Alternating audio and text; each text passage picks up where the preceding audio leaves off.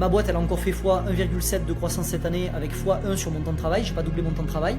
Le piège parfois que tu as, c'est écouter des personnes qui sont beaucoup plus avancées que toi. Je dis que j'aide les solopreneurs à bâtir des systèmes élites pour accomplir en 4 heures ce qu'ils font en 8 généralement. Et j'ai passé 4 mois à faire donc ce qu'on appelle du world building, c'est-à-dire créer un univers pour la tribu des starters. Écoute, pour le coup, c'est juste fou parce que je pensais que j'étais quand même plus ou moins, on va dire, au courant des nouvelles techniques, on va dire, de branding, de création de communauté, etc.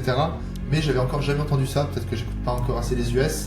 Penser différentes touchpoints à différents endroits pour que chaque nouveau prospect qui arrive dans ton écosystème, il puisse avoir un point d'entrée qui lui correspond. J'ai créé un agent sur ChatGPT qui s'appelle Valderion, qui est l'œil de Myridia. On a une aversion à la perte, on a vraiment hyper peur de réduire notre cible, travailler moins, accomplir plus, vivre intensément. La définition de l'abondance, c'est pas moi qui te la donnerai, c'est toi qui vas la trouver. Les 4 L, c'est low cost, low human, low complexity et low tech. Je dis que j'aide les solopreneurs à bâtir des systèmes élites pour accomplir en 4 heures ce qu'ils font en 8 généralement. C'est un peu ma VP, mais c'est ce qui parle aux gens.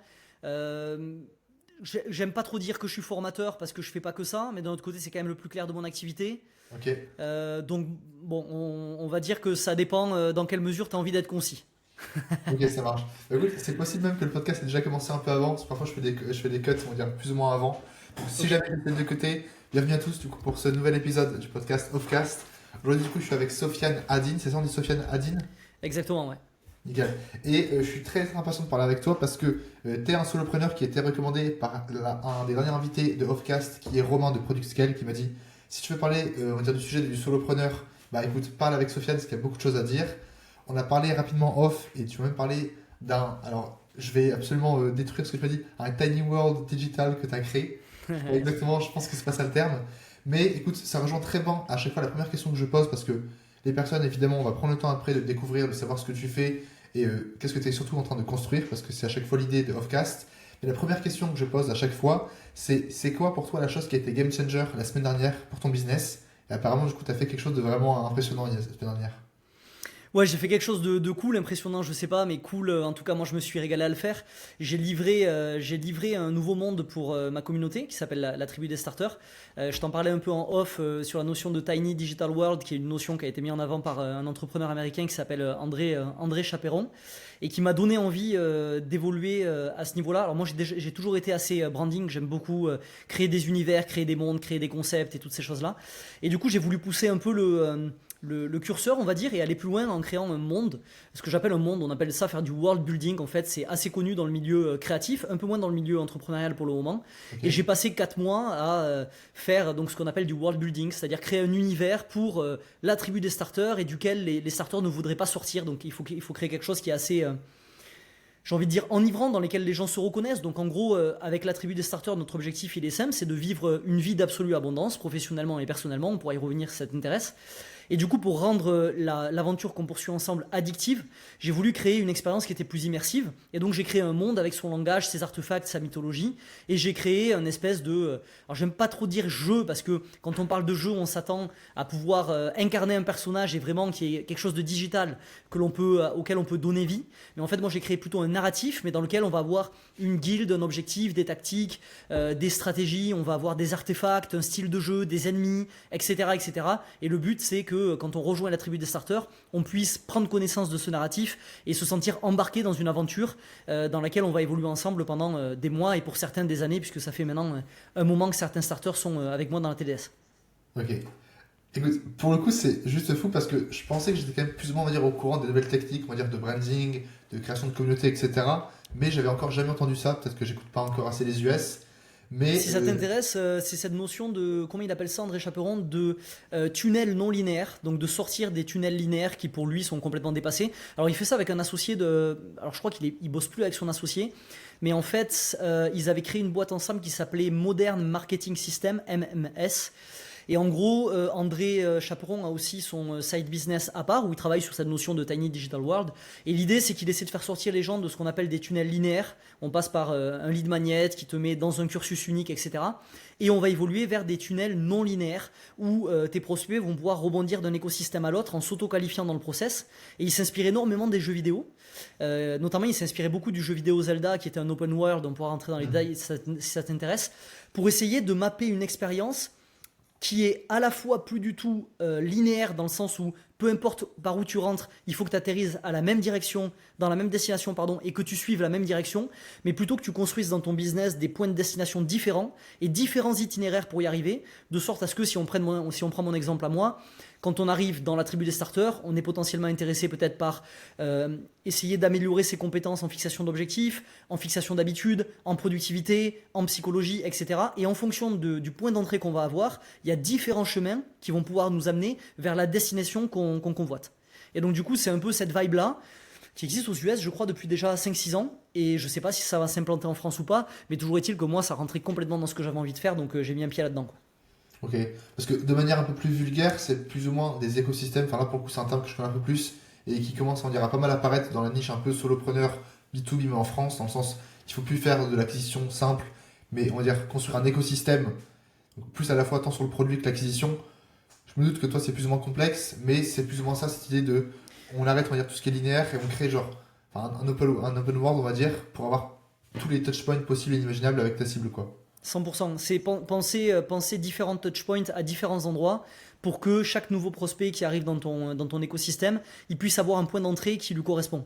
Si on prend l'exemple de mon blog que j'ai nommé Lightiverse, quand on arrive sur mon blog, il y a une liste d'articles. Tous les articles renvoient à droite, à gauche, renvoient vers des épisodes de podcast, qui eux-mêmes renvoient vers des posts LinkedIn, qui eux-mêmes vont renvoyer vers mon Instagram, qui vont envoyer vers des formations, vers des lead magnets, vers des masterclass gratuites. Et en fait, les gens qui arrivent là-dedans, c'est construit comme une toile dans laquelle ils vont rebondir. Et en fonction de leur centre d'intérêt du moment, ils vont cliquer sur des liens spécifiques qui vont les orienter vers des parcours spécifiques qui ont tous vocation à les renvoyer in fine vers un produit ou un type d'accompagnement qui va me permettre de leur permettre d'enregistrer une transformation qui est plus intense que juste du contenu gratuit. Mais en tout cas, ils peuvent naviguer pendant des semaines, voire des mois dans cet écosystème en tirant un max de valeur et en suivant leur intérêt avant d'arriver sur un produit spécifique. Ok. Et pour être sûr de bien comprendre, si par exemple du coup j'entre là du coup dans le world, dans le monde que tu as créé, alors je sais pas, moi ça me paraît très très abstrait parce que je suis pas encore très très culture jeux vidéo en plus. Tu me dis que tu as créé des artefacts, des scénarios, des personnages.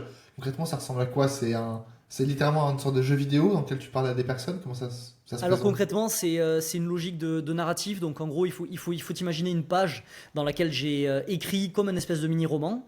Ce mini-roman, il incarne l'aventure que suit le starter à partir du moment où il arrive dans la tribu des starters. Donc sur quelle planète on vit, à quelle civilisation on appartient, À ce quel point-là, est... ok.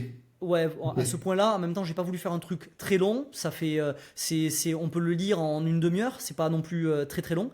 Mais par contre, tout a été pensé pour que ce qu'on a fait jusqu'à maintenant s'insère de façon logique dans le narratif. Donc par exemple, quand je parle des artefacts, je cite certains artefacts, c'est pas la peine de s'embêter avec des mots ici, mais il y a un artefact qui va permettre d'accéder à la forge. La forge, c'est ma plateforme de formation. Il y a un autre artefact qui va permettre d'arriver dans Lightiverse. Lightiverse, c'est mon blog. Il y a un autre artefact qui va leur permettre de recevoir chaque matin une espèce de transmission que je leur envoie. Cette transmission, c'est ma newsletter quotidienne. Donc tout a été pensé dans cet univers-là. Et à la fin, pour donner vie à ça, j'ai créé un agent sur ChatGPT qui s'appelle Valderion, qui est l'œil de Meridia. Et Meridia, c'est la planète sur laquelle on évolue. Et dans ce custom GPT, tu peux poser toutes les questions. J'ai paramétré le custom pour qu'il ait accès à tout le narratif. Je lui ai donné plein d'autres instructions et je l'ai bien paramétré dans ce sens. Et du coup, tu peux discuter avec ce vieux sage qui va t'expliquer un peu quel est le lien entre ce narratif et ta vie. Si tu as un problème en particulier à l'instant T, sur quelle stratégie, quelle tactique tu peux t'appuyer en fonction du narratif. Si tu veux aller plus loin avec des programmes, il va te réorienter vers les bons programmes qu'il y a chez moi, etc., etc. Donc ça a rendu l'aventure un peu plus ludique. Mais essentiellement, à un niveau élémentaire, ça reste du branding comme peuvent faire certains groupes de musique. Je pense notamment à Sleep Token ou des groupes qui ont un branding assez avancé comme ça, où on va utiliser un langage et un mythe particulier. Il n'y a pas d'application très concrète pour le moment dans la matière, mais ça a posé les bases d'un futur univers potentiellement matériel ou digital qui pourrait être créé à partir de ça. Ok. Et donc, de ce que je comprends, ce monde-là, c'est plus, on va dire, pour ton acquisition que pour ton produit. Enfin, c'est pas le produit en soi, c'est plus du coup, tu fais entrer, on va dire, tout le monde là-dessus. Et une fois qu'ils sont là, ils peuvent aller piocher, on va dire, les ressources qu'ils veulent. Certaines sont gratuites, certaines sont payantes. Mais c'est plus pour l'acquisition. Ou alors, les personnes qui payent également ton accompagnement ou tes formations se retrouvent également dans ce monde-là. Alors pour le moment, comme j'ai créé le monde, l'aventure qu'on vit ensemble s'appelle l'Odyssée, donc ce monde s'appelle l'Odyssée. Ok. Étant donné que j'ai créé l'Odyssée il y a 4 mois et que j'ai déjà créé 11 programmes de formation, mes programmes de formation ne sont pas corrélés avec l'Odyssée pour le moment, sauf que comme tu l'as deviné, les tactiques que j'ai créées dans l'Odyssée font écho à certains programmes de formation. Je te prends un exemple, il y a une tactique qui s'appelle le miroir de l'introspection et qui a pour but de souligner la nécessité qu'il y a de constamment faire un retour à soi, creuser nos propres modes de fonctionnement, générer de la clarté par rapport à qui on est, avant de se lancer dans une logique productive. Et donc j'ai des programmes que j'ai créés qui sont axés sur cette génération de clarté, cette connaissance de soi, cette introspection. Et donc, quand je vais être dans la tactique du miroir de l'introspection, je vais bien évidemment parler de ce programme. Donc, ce programme va s'insérer dans le narratif de cette façon-là. Maintenant, mes futurs programmes, je suis encore en hésitation. Est-ce que je vais les créer en faisant écho à ce narratif-là?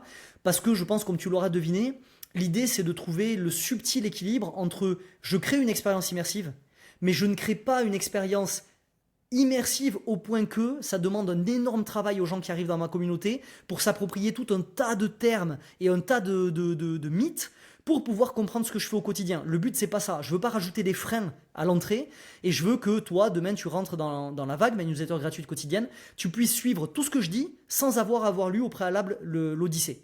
Si maintenant tu as envie de faire levier sur ces logiques de gamification qui sont si puissantes en psychologie et en neurosciences, tu peux rajouter cette couche supplémentaire. Mais si tu n'as pas le temps, tu n'es pas obligé de le comprendre pour prendre part à l'aventure. Alors justement, je suis content que tu me dises ça parce que j'allais te poser la question dans le sens, moi je suis solopreneur, j'ai envie d'avoir des techniques pour être plus productif, etc.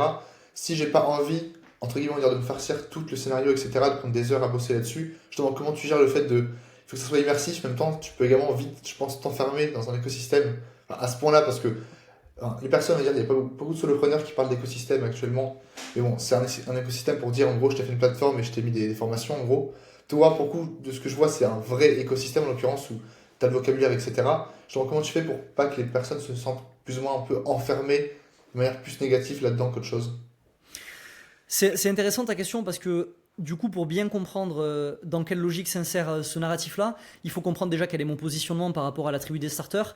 Et ça fait maintenant quelques mois que je sors d'un positionnement assez mainstream et que j'évolue vers un modèle que j'ai auto-labellisé élitiste. Je ne sais pas exactement si c'est le bon terme à l'heure actuelle, mais moi, sur le prisme du mainstream à l'élitisme, je me situe beaucoup plus sur le côté élitiste, c'est-à-dire créer des formats qui sont assez longs, qui demandent d'être assez motivés pour les suivre. Ça a toujours été le cas de mes programmes de formation. Je me suis fait connaître comme ça sur le marché français et je continuerai à aller dans cette optique-là. Donc je suis plus du côté, il y a quelques freins pour entrer dans la tribu des starters, il faut être motivé, il faut être sérieux, il faut être prêt à y accorder des ressources, que du côté, j'essaye de penser le parcours avec zéro frein.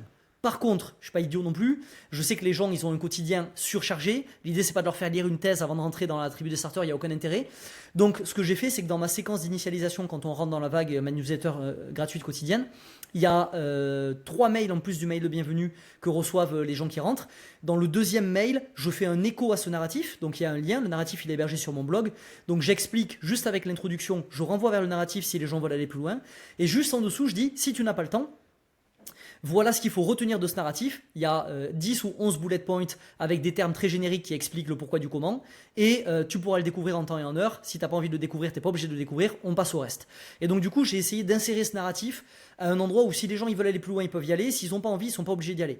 Et dans le quotidien, dans les newsletters quotidiennes que j'envoie, quand je fais écho à des termes, j'explique ces termes entre parenthèses très brièvement et ensuite je renvoie vers le lien, vers la page du blog qui traite de cette chose-là. Si je dis... la technique que je vais te présenter aujourd'hui, elle rentre dans le cadre du miroir de l'introspection. Je vais expliquer la nécessité toujours de travailler cette introspection et cette connaissance de soi. Et sur miroir de l'introspection, je vais mettre un hyperlien qui envoie pile sur la page qui est hébergée sur mon blog de cette tactique-là, qui vont permettre aux gens d'avoir une lecture rapide et de comprendre comment ça s'insère. Ok, très très clair. Mais c'est intéressant ce débat parce que en fait c'est le paradoxe que je trouve qu'il y a entre branding et conversion, entre guillemets, faute de meilleurs mots à l'heure actuelle. Je discute beaucoup avec un ami à moi qui est dans le marketing digital sur ces notions-là. J'ai l'impression à l'heure actuelle que dès qu'on met le cursus sur le branding, un peu plus sur le branding, forcément on le met un peu moins sur la conversion. La conversion sera moins facile parce que pour créer un monde immersif, il faut créer plein de points d'entrée qui demandent que les gens s'immergent là-dedans. Et si tu demandes aux gens de s'immerger là-dedans, ça leur demande de l'effort. Plus tu leur demandes de l'effort, moins tu auras de conversion. Et du coup, c'est toujours une espèce de danse, je trouve, entre ces deux notions-là. Ouais, c'est pour le coup, je pense que ça c'est vraiment un sujet infini dans le sens à quel point on va dire je suis mainstream, à quel point je suis niche, parce que tu peux toujours être beaucoup plus niche, tu peux toujours être beaucoup plus mainstream. C'est que c'est vraiment un enfer à définir. Enfin, même pour moi, le podcast, on en parlait un peu en off. C'est pour ça du coup que là, je viens de créer une chaîne secondaire du coup, parce que je voulais quand même que ma chaîne principale, ça soit quand même comme on dit, le bottom of the channel, dans le sens, toutes les personnes vraiment qualifiées me connaissent avec ma chaîne principale. Là où le podcast, du coup, c'est plus du top, et plus du branding en tant que tel. Mais c'est que la question de à quel point je ferme des portes, parce que si tu dis, moi je travaille pas avec, alors je sais pas si c'est ton cas, mais tu pourrais dire, je travaille pas avec des entrepreneurs qui ont déjà des salariés, par exemple, ou en fait vraiment être élitiste comme ça, tu sens que les solopreneurs se sentent beaucoup plus attachés et du coup beaucoup plus, enfin, all-in, tu vois, dans le game. À l'inverse, du coup, tu te refuses beaucoup de cibles. C'est un gros C'est sujet là. toujours pareil, ça me fait penser à cette fameuse équation de la valeur d'Alex Hormozy qui a tourné en long, en large et en travers sur le web ces dernières années. Et quand on regarde sur l'équation, sur la partie du haut de l'équation, il y a probabilité d'atteinte du résultat.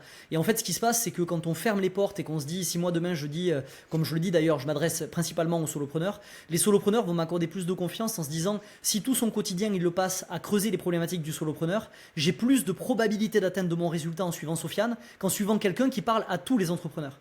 Et souvent, Alex Hormozy, il en parle évidemment en détail de ce truc-là. J'ai créé un programme moi sur le positionnement, sur comment bien se positionner, comment créer un positionnement magnétique avec sa boîte. Donc j'ai traité en profondeur ces questions. On a une aversion à la perte, on a vraiment hyper peur de réduire notre cible. Et pourtant, tous les gens qui passent le pas, personne ne fait une marche arrière. Tout le monde se dit, putain, mais j'aurais dû le faire plus tôt. Parce que maintenant que je suis ciblé sur quelque chose de très spécifique, les gens s'attachent plus à moi, j'ai une meilleure capacité à régler leurs problèmes.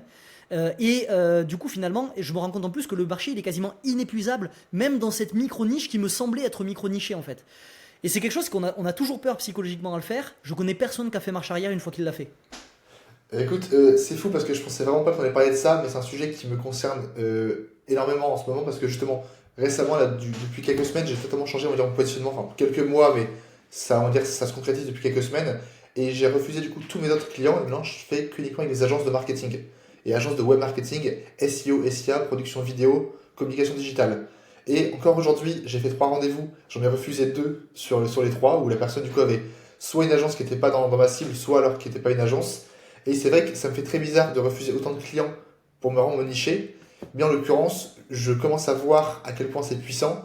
Parce qu'en fait, bah, quand tu fais 15 calls avec des agences SEO par semaine, à la fin, tu connais par cœur leur enjeu. Et pareil, les méthodes et les résultats sont peut-être plus ou moins similaires.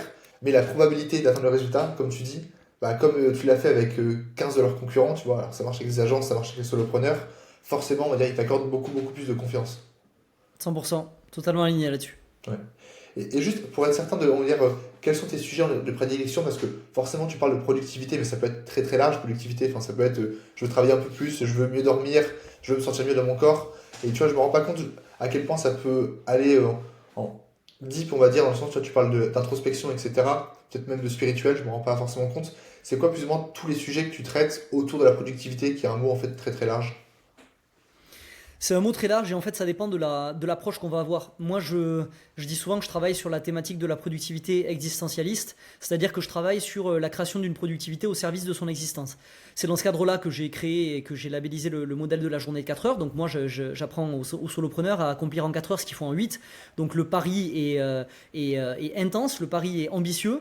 Pour le moment, ça marche très bien. Donc, évidemment, il faut bâtir tout un tas de systèmes que j'appelle élites, parce que pour arriver à diviser sa charge de travail en deux, il faut avoir un minimum de systèmes. Mais le fait d'être positionné sur cette branche-là, d'une productivité au service de son existence, de voir vraiment la productivité comme un outil d'émancipation vers une existence qui est plus alignée, qui est plus authentique et qui est plus transcendante, ça suppose que je bosse sur l'avant et je bosse sur l'après. Je bosse sur l'avant-productivité, c'est-à-dire finalement comment regagner 4 heures dans son quotidien. Donc là, on va parler, ça va être des vrais bails de neurosciences, de productivité, de pensée systémique et comment on implémente tous ces systèmes dans le quotidien. Et évidemment l'introspection pardon, et la connaissance de soi, tout simplement parce que il faut d'abord, en productivité on dit souvent, diriger d'abord, gérer après. Ça ne sert à rien de foncer dans une direction si tu vas dans la mauvaise. C'est la fameuse citation de Stephen Covey, qui est un éminent consultant en productivité, qui explique que la pire des choses qui puissent nous arriver, c'est passer notre vie à escalader d'une échelle pour se rendre compte, arrivé en haut, qu'elle était adossée au mauvais mur. On veut vraiment éviter ça. Donc moi, toutes mes démarches productives partent du fait d'abord de faire un minimum d'introspection pour comprendre ce qu'on veut de façon large, de façon horizontale, ce qu'on appelle vivre une vie horizontalement riche, savoir ce qu'on veut horizontalement, et ensuite construire une activité via la productivité qui va nourrir ce lifestyle idéal. Premièrement, définir son lifestyle idéal. Deuxièmement, construire un business au service de ce lifestyle. Et quand on arrive à ce résultat de 4 heures par jour et j'ai un business aligné, eh ben je me penche sur toute la question de l'après. Comment on peut vivre une vie qu'on appelle d'absolue abondance? Comment on prend soin de ses relations? Comment on peut rentrer dans une démarche d'élévation en termes de niveau de conscience? Comment on peut se pencher sur des questions un peu plus intéressantes comme la psychologie, comme les neurosciences, comme aller chercher dans la théorie des jeux, etc., etc. Mais toujours dans cette optique finalement, qui est le maître mot, mon mantra dans la tribu des starters, c'est travailler moins, accomplir plus, vivre intensément. Et la dernière partie, vivre intensément, elle est hyper importante parce que les modèles que je promeus vont pas être des modèles qui sont uniquement liés au business. Il va y avoir des modèles de productivité et d'efficience, on va dire, aussi sur des modèles relationnels, aussi sur des modèles de finance, aussi sur des modèles de spiritualité, etc., etc. Mais le cœur du travail va être dans un premier temps sur comment je fais pour faire passer les solopreneurs de 8 heures par jour à 4 heures par jour. Ok, super intéressant. Du coup, je pensais, j'ai la réponse à ma question, mais je pensais pas du coup que c'était à ce point deep. En l'occurrence, ça l'est. En soi, bon, je suppose que les gens, peut-être par exemple comme moi, peuvent être intéressés parce que du coup, j'ai envie de travailler un peu moins et d'être plus productif. Et au final, je me retrouve à revoir, enfin, toute ma vie. Peut-être que j'exagère un peu, mais en soi, pas forcément. Parce que du coup, quand tu remets en cause, on va dire la journée idéale, mais vraiment, dans le sens, bon, bah, si on te demande une fois, tu dis, bon, moi, j'aime bien travailler, etc. Ok, mais concrètement, pourquoi tu le fais, etc. En fait, toi, ça peut aller vraiment à ce point-là, on va dire de profondeur dans pourquoi je le fais, qu'est-ce que j'ai envie de faire et comment j'ai envie de le 100%. faire surtout. Ouais. C'est un travail qui est mené en profondeur et comme tu l'auras deviné, beaucoup de gens rentrent par la porte productivité parce que c'est sur cette notion-là est compréhensible par tout le monde, ça intéresse tout le monde. Ma réputation s'est construite autour de ça ces dernières années avec les plus de 800 solopreneurs que j'ai pu accompagner et qui ont fait que malgré moi, je suis devenu une certaine référence de productivité dans le milieu soloprenarial de par les solopreneurs avec qui j'ai pu bosser ou les entrepreneurs avec qui j'ai pu bosser. Et du coup, mon nom est souvent collé à celui productivité. Donc les gens vont rentrer par la porte productivité. Et ensuite, moi, mon boulot à moi, c'est en marketing, on parle toujours de ça, donne aux gens ce qu'ils veulent, et ensuite, enfin, attire les gens avec ce qu'ils veulent, et ensuite donne-leur ce dont ils ont besoin. Et en fait, c'est vraiment ça, c'est vraiment à ce niveau-là que j'ai envie de me situer.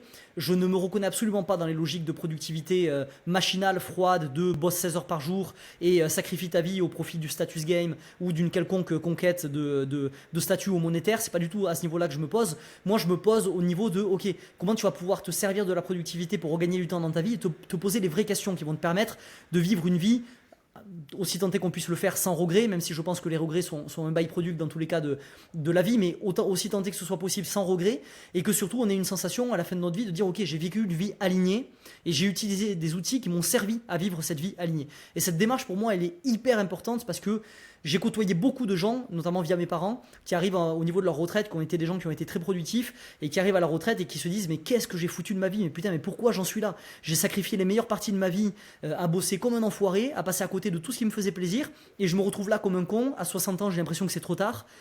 Et on pense que parce qu'on est à notre compte, on est exempt de ce genre de logique-là. Combien d'entrepreneurs j'ai vu arriver avec les mêmes regrets à la fin de leur vie? L'entrepreneuriat, ça peut très vite devenir un deuxième refuge où on s'enferme quand même dans des journées énormes.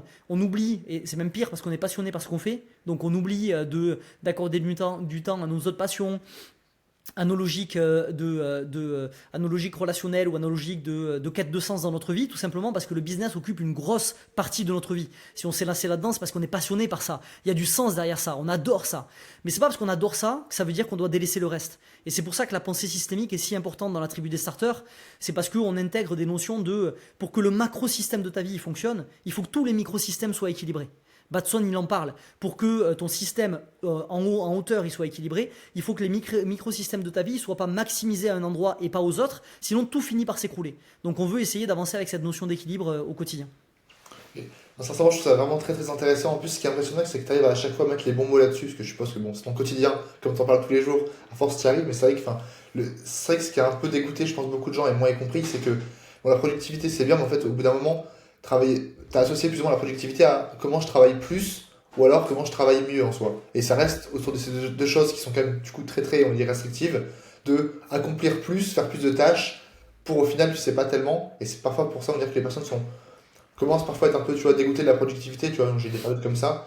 Et là du coup parler tu vois, de productivité au service de l'existence, tu vois, genre là ça me parle et je pense que ça parle à beaucoup de gens qui disent ok ben en fait ouais le point c'est qu'est-ce qui peut être le plus important pour moi et comment je veux vivre ça.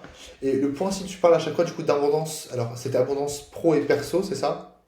C'était les deux Ah termes? bon, ouais, moi j'ai labellisé le truc vivre une vie d'absolue abondance professionnelle et personnelle pour vraiment insister sur cette notion d'équilibre en effet. Et ça veut dire quoi dans le sens abondance? Parce que j'ai envie de te charrier et dire, ok, bon, abondance, je me tue au taf et je veux des millions, du coup, c'est ça l'abondance? C'est ça qui est intéressant. La définition de l'abondance, c'est pas moi qui te la donnerai, c'est toi qui vas la trouver. Et moi, mon rôle, c'est de t'accompagner pour que tu puisses la trouver. Et ça veut dire, c'est forcé, que le fait d'arriver à définir qu'est-ce qui compte pour nous dans la vie, j'aime bien dire que c'est une expérience épistémologique, c'est-à-dire qu'on en comprend les leçons que quand on le vit. Si toi tu arrives et que tu es persuadé que ton abondance dans la vie c'est de créer un empire à 8 chiffres et de faire un max de thunes, tant que tu ne te seras pas approché de ça et tant que tu ne te seras pas rendu compte des propres limites de ton raisonnement dans ta vie, aussi tenté que tu t'en rendes compte, et c'est une parenthèse très importante à faire. Moi je suis pas là pour dire aux gens comment ils doivent mener leur vie, ça me concerne pas, j'ai pas la science infuse, c'est pas moi qui ai la vérité, c'est pas moi qui ai le modèle qui permet à tout le monde d'être heureux. Si moi je suis en face de gens qui sont sincèrement convaincus que ils sont heureux en bossant 12 heures par jour, qu'ils l'ont expérimenté et qu'ils le sont, franchement, moi je suis là pour leur livrer des modèles, pour arriver à accomplir encore plus. Et s'ils sont heureux, c'est le seul indicateur de réussite pour moi, c'est le bonheur. Maintenant, je te cache pas que jusqu'à maintenant j'en ai pas rencontré. Par contre, j'ai rencontré beaucoup de gens qui dans cette quête-là vont très vite dans cette direction, qui arrivent à y aller plus vite avec les modèles dont on parle au quotidien, et qui arrivés là-bas se disent putain merde, c'était pas ça.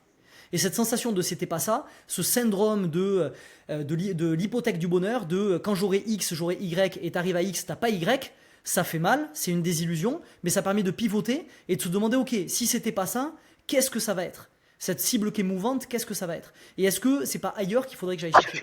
Et c'est à ce moment-là qu'on commence un travail d'introspection qui, à mon sens, est hyper intéressant, qui est celle de comprendre, ok, si j'enlève les injonctions sociétales, les injonctions de mon éducation, toute l'espèce de construction égotique et les différentes couches de construction égotique que j'ai pu me mettre tout au long de ma vie, et que j'enlève tout ça, de quoi j'ai envie au plus profond de moi?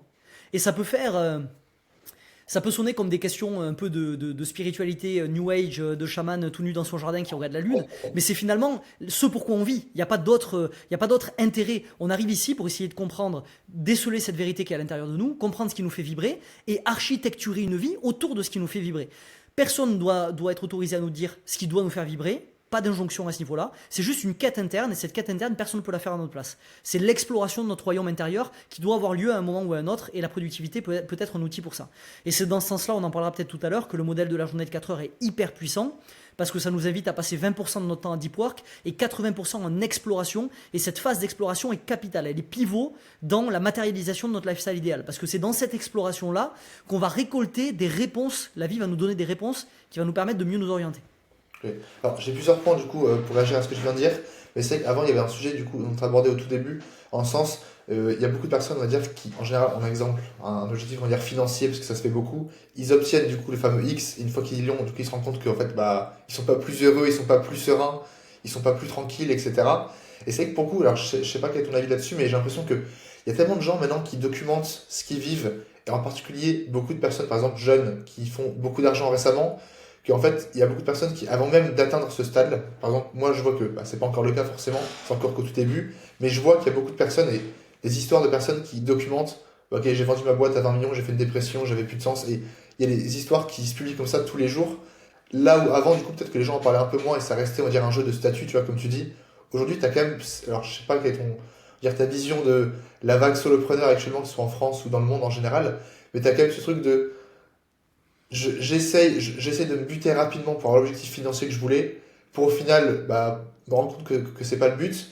Est-ce que tu as quand même des personnes qui arrivent à se rendre compte de ça sur le chemin sans atteindre l'objectif? Parce que dans le sens, j'ai l'impression que même si je sais que c'est pas faire des millions qui va me rendre heureux, bah, j'arrive pas à m'enlever l'idée de la tête qu'il faut que je le fasse et après je verrai. Ouais, 100%. D'ailleurs, le dernier en date, je pense que tu penses aussi à lui, c'est Elliot Meunier, pour qui j'ai beaucoup de respect, à qui Ouais. il arrive la même chose avec Atomic Thinking, et qui a rallié les rangs du soloprenariat, du coup, suite à cette espèce de désillusion, on va dire. Moi, je vais parler en termes très généraux, et il faut pas faire l'erreur de penser que dans mon discours, je prétends que tout le monde va suivre ce chemin. J'ai l'impression de mon observation que c'est celui qui est le plus suivi de ce que j'ai vu ces dernières années.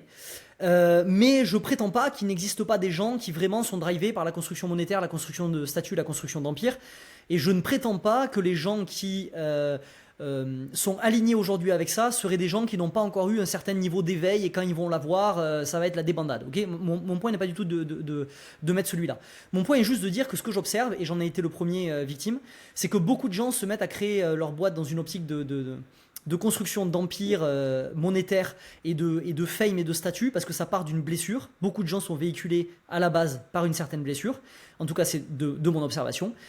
Et les gens qui arrivent à s'en sortir avant d'arriver à l'objectif de 1 million ou un quelconque objectif arbitraire qui a pu être placé par la société, c'est des gens qui ont des objectifs intermédiaires, moi c'est ce qui m'est arrivé aussi, et qui vont par exemple se dire ok, quand j'arriverai à 3 000 euros par mois, je vais être tellement heureux. Ils arrivent à 3 000 euros par mois, ils sont pas heureux. Ok, c'est peut-être 5 000, j'arrive à 5 000, ça change pas. C'est peut-être 10 000, j'arrive à 10 000, ça change rien. Et c'est des gens qui ont eu la présence d'esprit, arrivés à 10 000 ou à 20 000, de se dire ok, si cette logique s'est confirmée les 4 dernières fois, il y a de fortes chances qu'elle continue à se confirmer les prochaines fois. Donc est-ce que je dois me manger les dents à essayer vraiment de construire un business qui va me permettre d'arriver là où je prétends devoir arriver pour avoir un quelconque niveau de bonheur, ou est-ce que je commence à pivoter, à faire ce qu'on appelle actualiser son tunnel de réalité, qui est un sujet fascinant, dont parle Robert Anton Wilson, je crois, dans son livre Prometheus Rising, dont on pourra parler aussi, et donc faire bouger tout notre paradoxe de décodage du réel, essayer d'actualiser nos croyances, nos préconceptions du monde, et se dire, ok, peut-être que là je suis dans un tunnel de réalité, une vision des choses qui n'est pas forcément la bonne, qui a ses limites. Est-ce que j'opérerai pas un pivot maintenant, avant de passer 10 ans à aller dans cette direction pour lesquelles j'ai déjà un début de réponse et qui semble être fausse, et arriver dans 10 ans en me disant, putain, j'ai perdu 10 ans. Donc je pense que c'est pour ça que j'aborde la productivité par cet angle, c'est qu'il y a une nécessité d'introspection au fur et à mesure qu'on avance dans cette quête de business. Parce qu'il faut faire gaffe qu'on ne soit pas drivé par certaines blessures qu'on se trimballe et qui nous poussent à aller dans une voie qui n'est pas la nôtre. Maintenant, si on fait le travail d'introspection et qu'on se rend compte que c'est la nôtre, fonce. Encore une fois, on n'a pas tous la même voie. Ouais. En plus, ce qui est intéressant, c'est que tu peux vivre, on va dire, toutes ces étapes n'importe enfin, peu importe ton stade, on va dire, d'avancer dans le sens, tu peux vivre ça à 20 ans si t'es allé vite, tu peux vivre ça à 40 ans si t'as pris du temps, tu peux vivre ça quand tu touches 5 000 euros et tu te rends compte que t'es pas heureux, tu peux vivre ça quand tu touches 1 million par mois, enfin c'est vrai que Elliot Meunier, tu t'en as très bien parlé, d'ailleurs pour ceux qui savent pas, alors dis-moi si je me trompe, mais il a plus ou moins, je pense qu'il a entre 20 et 22 par exemple, au début il faisait des formations très très simples, progressivement ça a bien marché, du coup il a employé des gens, il a fini avec une boîte qui faisait pas loin, je pense, d'1 million par an avec 10 personnes pour faire des formations. Il s'est rendu compte que ça ne le rendait pas heureux, qu'il était enfermé dans son business. Et là, je pense qu'il a tout coupé pour faire un abonnement au mois ou par an. Il est tout seul, il fait du contenu. Enfin, c'est plus ou moins ça, hein, dans les grandes lignes. Ouais. Et c'est vrai que pour le coup, moi, ça m'avait quand même fait pas mal tilt quand tu vois ça, parce que tu dis qu'en fait, tu peux avoir ça à n'importe quel stade, à n'importe quel âge. Et le piège, c'est surtout, on va dire, de ne pas se poser les bonnes questions. Est-ce que toi, tu as des exemples, peut-être je me doute que c'est un peu confidentiel, mais de personnes qui ont enfin des exemples concrets de personnes qui ont justement eu ce twist-là, qui ont vécu cette aventure, que ce soit en bien ou en mal? Alors des exemples, moi j'en ai plein dans la tribu des starters. Maintenant, c'est des noms qui vont pas parler parce que c'est pas des gens qui sont connus sur le marché francophone ou quoi que ce soit. C'est des solopreneurs qui sont montés sur du 10K, 20K, 30K par mois et qui se sont rendus compte de cette chose-là. Le seul truc sur lequel je voulais revenir, parce que je pense que ça peut être intéressant avant de clôturer sur le sujet d'Eliott. Alors déjà, en effet, Eliott, c'est quand même quelqu'un, je pense qu'il n'est pas représentatif de la moyenne Oui. des gens sur le marché, dans le sens où c'est quelqu'un qui a eu un grand parcours spirituel, d'éveil de conscience, qui s'intéresse à toutes ces choses-là, qui est quelqu'un qui réfléchit énormément, qui remet tout en question. Je le connais pas personnellement, Eliott, hein, j'ai suivi quelques-uns de ses programmes de formation et j'ai beaucoup suivi son contenu, puis j'ai des amis à moi qui le connaissent. Donc ça ne m'étonne pas qu'il y arrive aussi tôt, aussi jeune, et puis il a commencé jeune le business. Donc je pense pas qu'il soit symptomatique, mais par contre il disait un truc qui était hyper intéressant. Deux choses qui sont intéressantes. La première, c'est qu'il disait qu'il est persuadé d'arriver à faire à peu près le même CA tout seul qu'avec Atomic. Ce qui fait quand même poser vraiment la question de savoir dans quelle mesure on veut monter une équipe et monter des grosses infrastructures si on est capable de faire le même CA. Donc l'objectif de CA n'est plus un motif nécessaire sur ce business model pour justifier la construction de logiques un peu complexes. Ça peut se justifier autrement par contre. Et deuxième chose, c'est que il expliquait que ce qu'il a saoulé, c'est qu'il s'est mis à faire plus de la gestion RH et du pilotage de boîte que ce qu'il a fait kiffer au début, cette logique de création. Et là, on rentre dans ce paradoxe créateur-entrepreneur, qui sont deux personnalités qu'on a tous à l'intérieur de nous, cette dualité qu'on peut avoir, et qui s'expriment différemment à divers moments. Et si on a une personnalité créatrice qui est plus présente que la personnalité entrepreneuriale, je pense qu'on a tout à gagner à rester dans des modèles de type soloprenariat, minimaliste, business 4L à la Tuganbara, etc., etc., et garder un truc vraiment très minimaliste. On n'a pas grand intérêt à rentrer dans des logiques entrepreneuriales. Et ça, je trouve ça intéressant parce qu'il y a aussi beaucoup de solopreneurs qui ont fait cette réalisation-là. C'est qu'ils ont opéré un pivot en commençant à embaucher des équipes et à construire des structures, et ils se sont rendus compte que finalement, le plus clair de leur quotidien, c'était éloigné de ce qui les faisait vibrer en premier lieu. Et désormais, ils géraient une boîte, c'est très bien, mais c'est pas ce qu'ils voulaient. Ouais, totalement. Alors, encore une fois, je pense que ça fait quand même un bon parallèle avec ce que j'ai vécu, parce que ça me parle. Alors, je l'ai vécu mais dans des petites mesures, entre guillemets, mais j'ai l'impression que je l'ai réalisé vite, dans le sens, en début d'année, j'avais beaucoup de clients pour mon agence, du coup, je me suis dit, ok, je vais embaucher des freelances, je vais déléguer, comme ce que fait n'importe quelle agence. J'ai fait ça quelques mois, je me suis rendu compte que bah, juste, ça marchait, mais ça me plaisait pas, en tout cas, enfin, de gérer des équipes, pour l'instant, c'était pas le cas. Du coup, là, j'ai fait un peu de marche arrière, je me suis spécialisé, etc. J'ai cherché plus à aller chercher dans la productisation des agences, l'IA, l'automation, etc. Et c'est que je précise que tous ces modèles-là, on va dire de nouveaux solopreneurs qui se posent la question de ok, mais en fait, peut-être que je peux faire des grandes choses tout seul. Il y a maintenant plein d'exemples de personnes, jeunes ou pas, qui font enfin, plus que ça que ce que font des très belles boîtes alors qu'ils sont tout seuls. Parce que justement, aujourd'hui, tu as l'IA, tu as l'automation, tu as les réseaux. Enfin, tu vois, c'est à chaque fois les quatre leviers de Naval qui sont alors, tu as l'argent, l'humain, le code et le média. Et en fait, l'humain, c'est forcément le plus connu pendant enfin, pendant très longtemps. Aujourd'hui, l'humain, ça perd quand même pas mal de sa valeur, même si, évidemment, c'est toujours important et ça peut l'utiliser. Aujourd'hui, bah, si tu fais juste code, média, et encore argent, t'es même pas obligé, juste code, média, tu peux du coup aller chercher des immenses chiffres en étant seul. Et c'est un peu du coup ce qui te pose la question de, ok, bon, bah, en fait, sachant que tu peux avoir de l'argent si jamais c'est ton objectif, seul ou avec une équipe, qu'est-ce que tu préfères?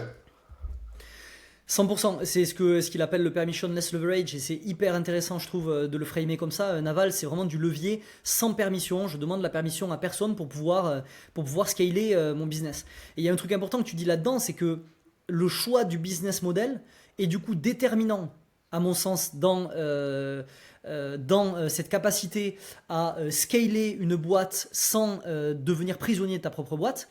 Le bateau dans lequel tu rames est toujours plus important que la puissance que tu insuffles dans les pagaies, et il faut toujours réussir à réfléchir en amont sur ok, est-ce que je m'engage là dans un business model qui va être scalable. Évidemment, la réalité n'est pas binaire, elle existe dans un continuum, c'est pas est-ce que c'est scalable ou pas scalable, c'est à quel point ça l'est et dans quelle mesure c'est facile ou pas. Si tu te rends compte que ta passion elle est dans un business qui n'est pas totalement scalable, alors se dire ok, j'ai conscience de ça dès le début, comment je vais pouvoir quand même réussir à chercher un peu de scalabilité sans m'enfermer dedans, et réfléchir à ces questions en amont et ne pas commencer à y réfléchir quand on est vraiment sous l'eau, enfermé dans des systèmes, dans des équipes et tout, on étouffe et on se dit ok, j'envoie tout balader parce que je sais plus quoi faire.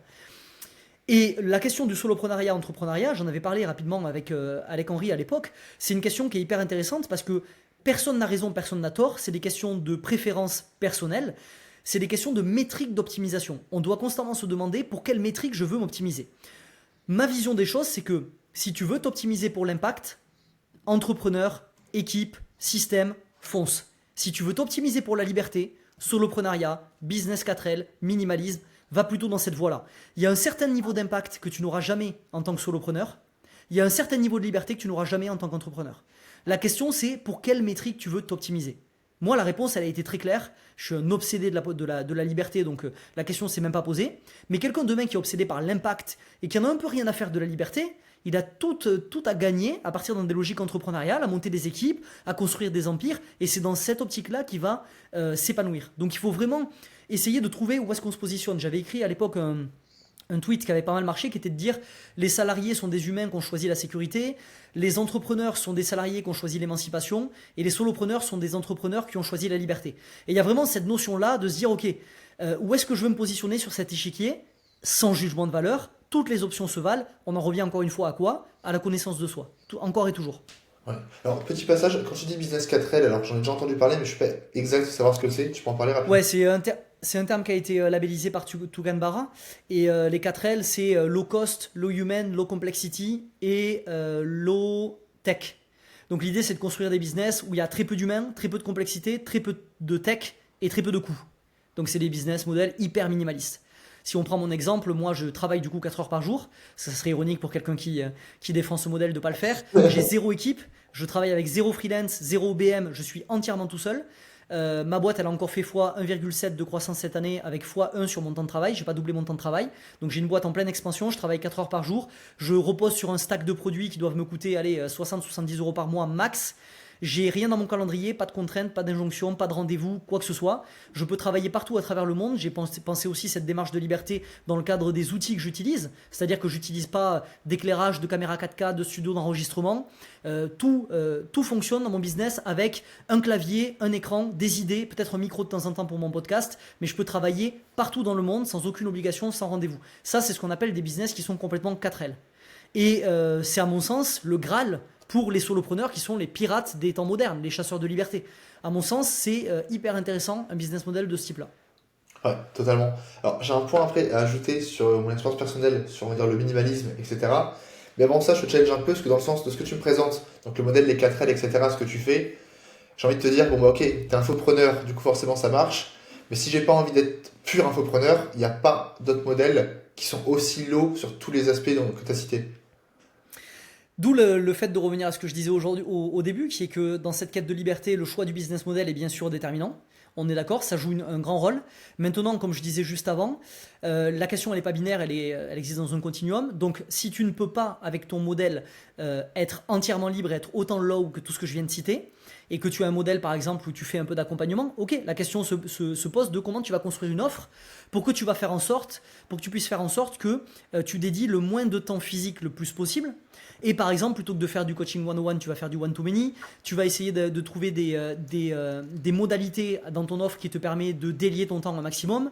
Tu vas potentiellement, si ça te demande ça à un moment, embaucher un coach et du coup tu vas travailler avec une personne en plus. Tu ne seras pas aussi réduit que entièrement tout seul, mais c'est pas un problème. L'idée c'est que moi, j'ai eu la chance d'avoir une passion qui se cale parfaitement sur le business model que j'ai choisi.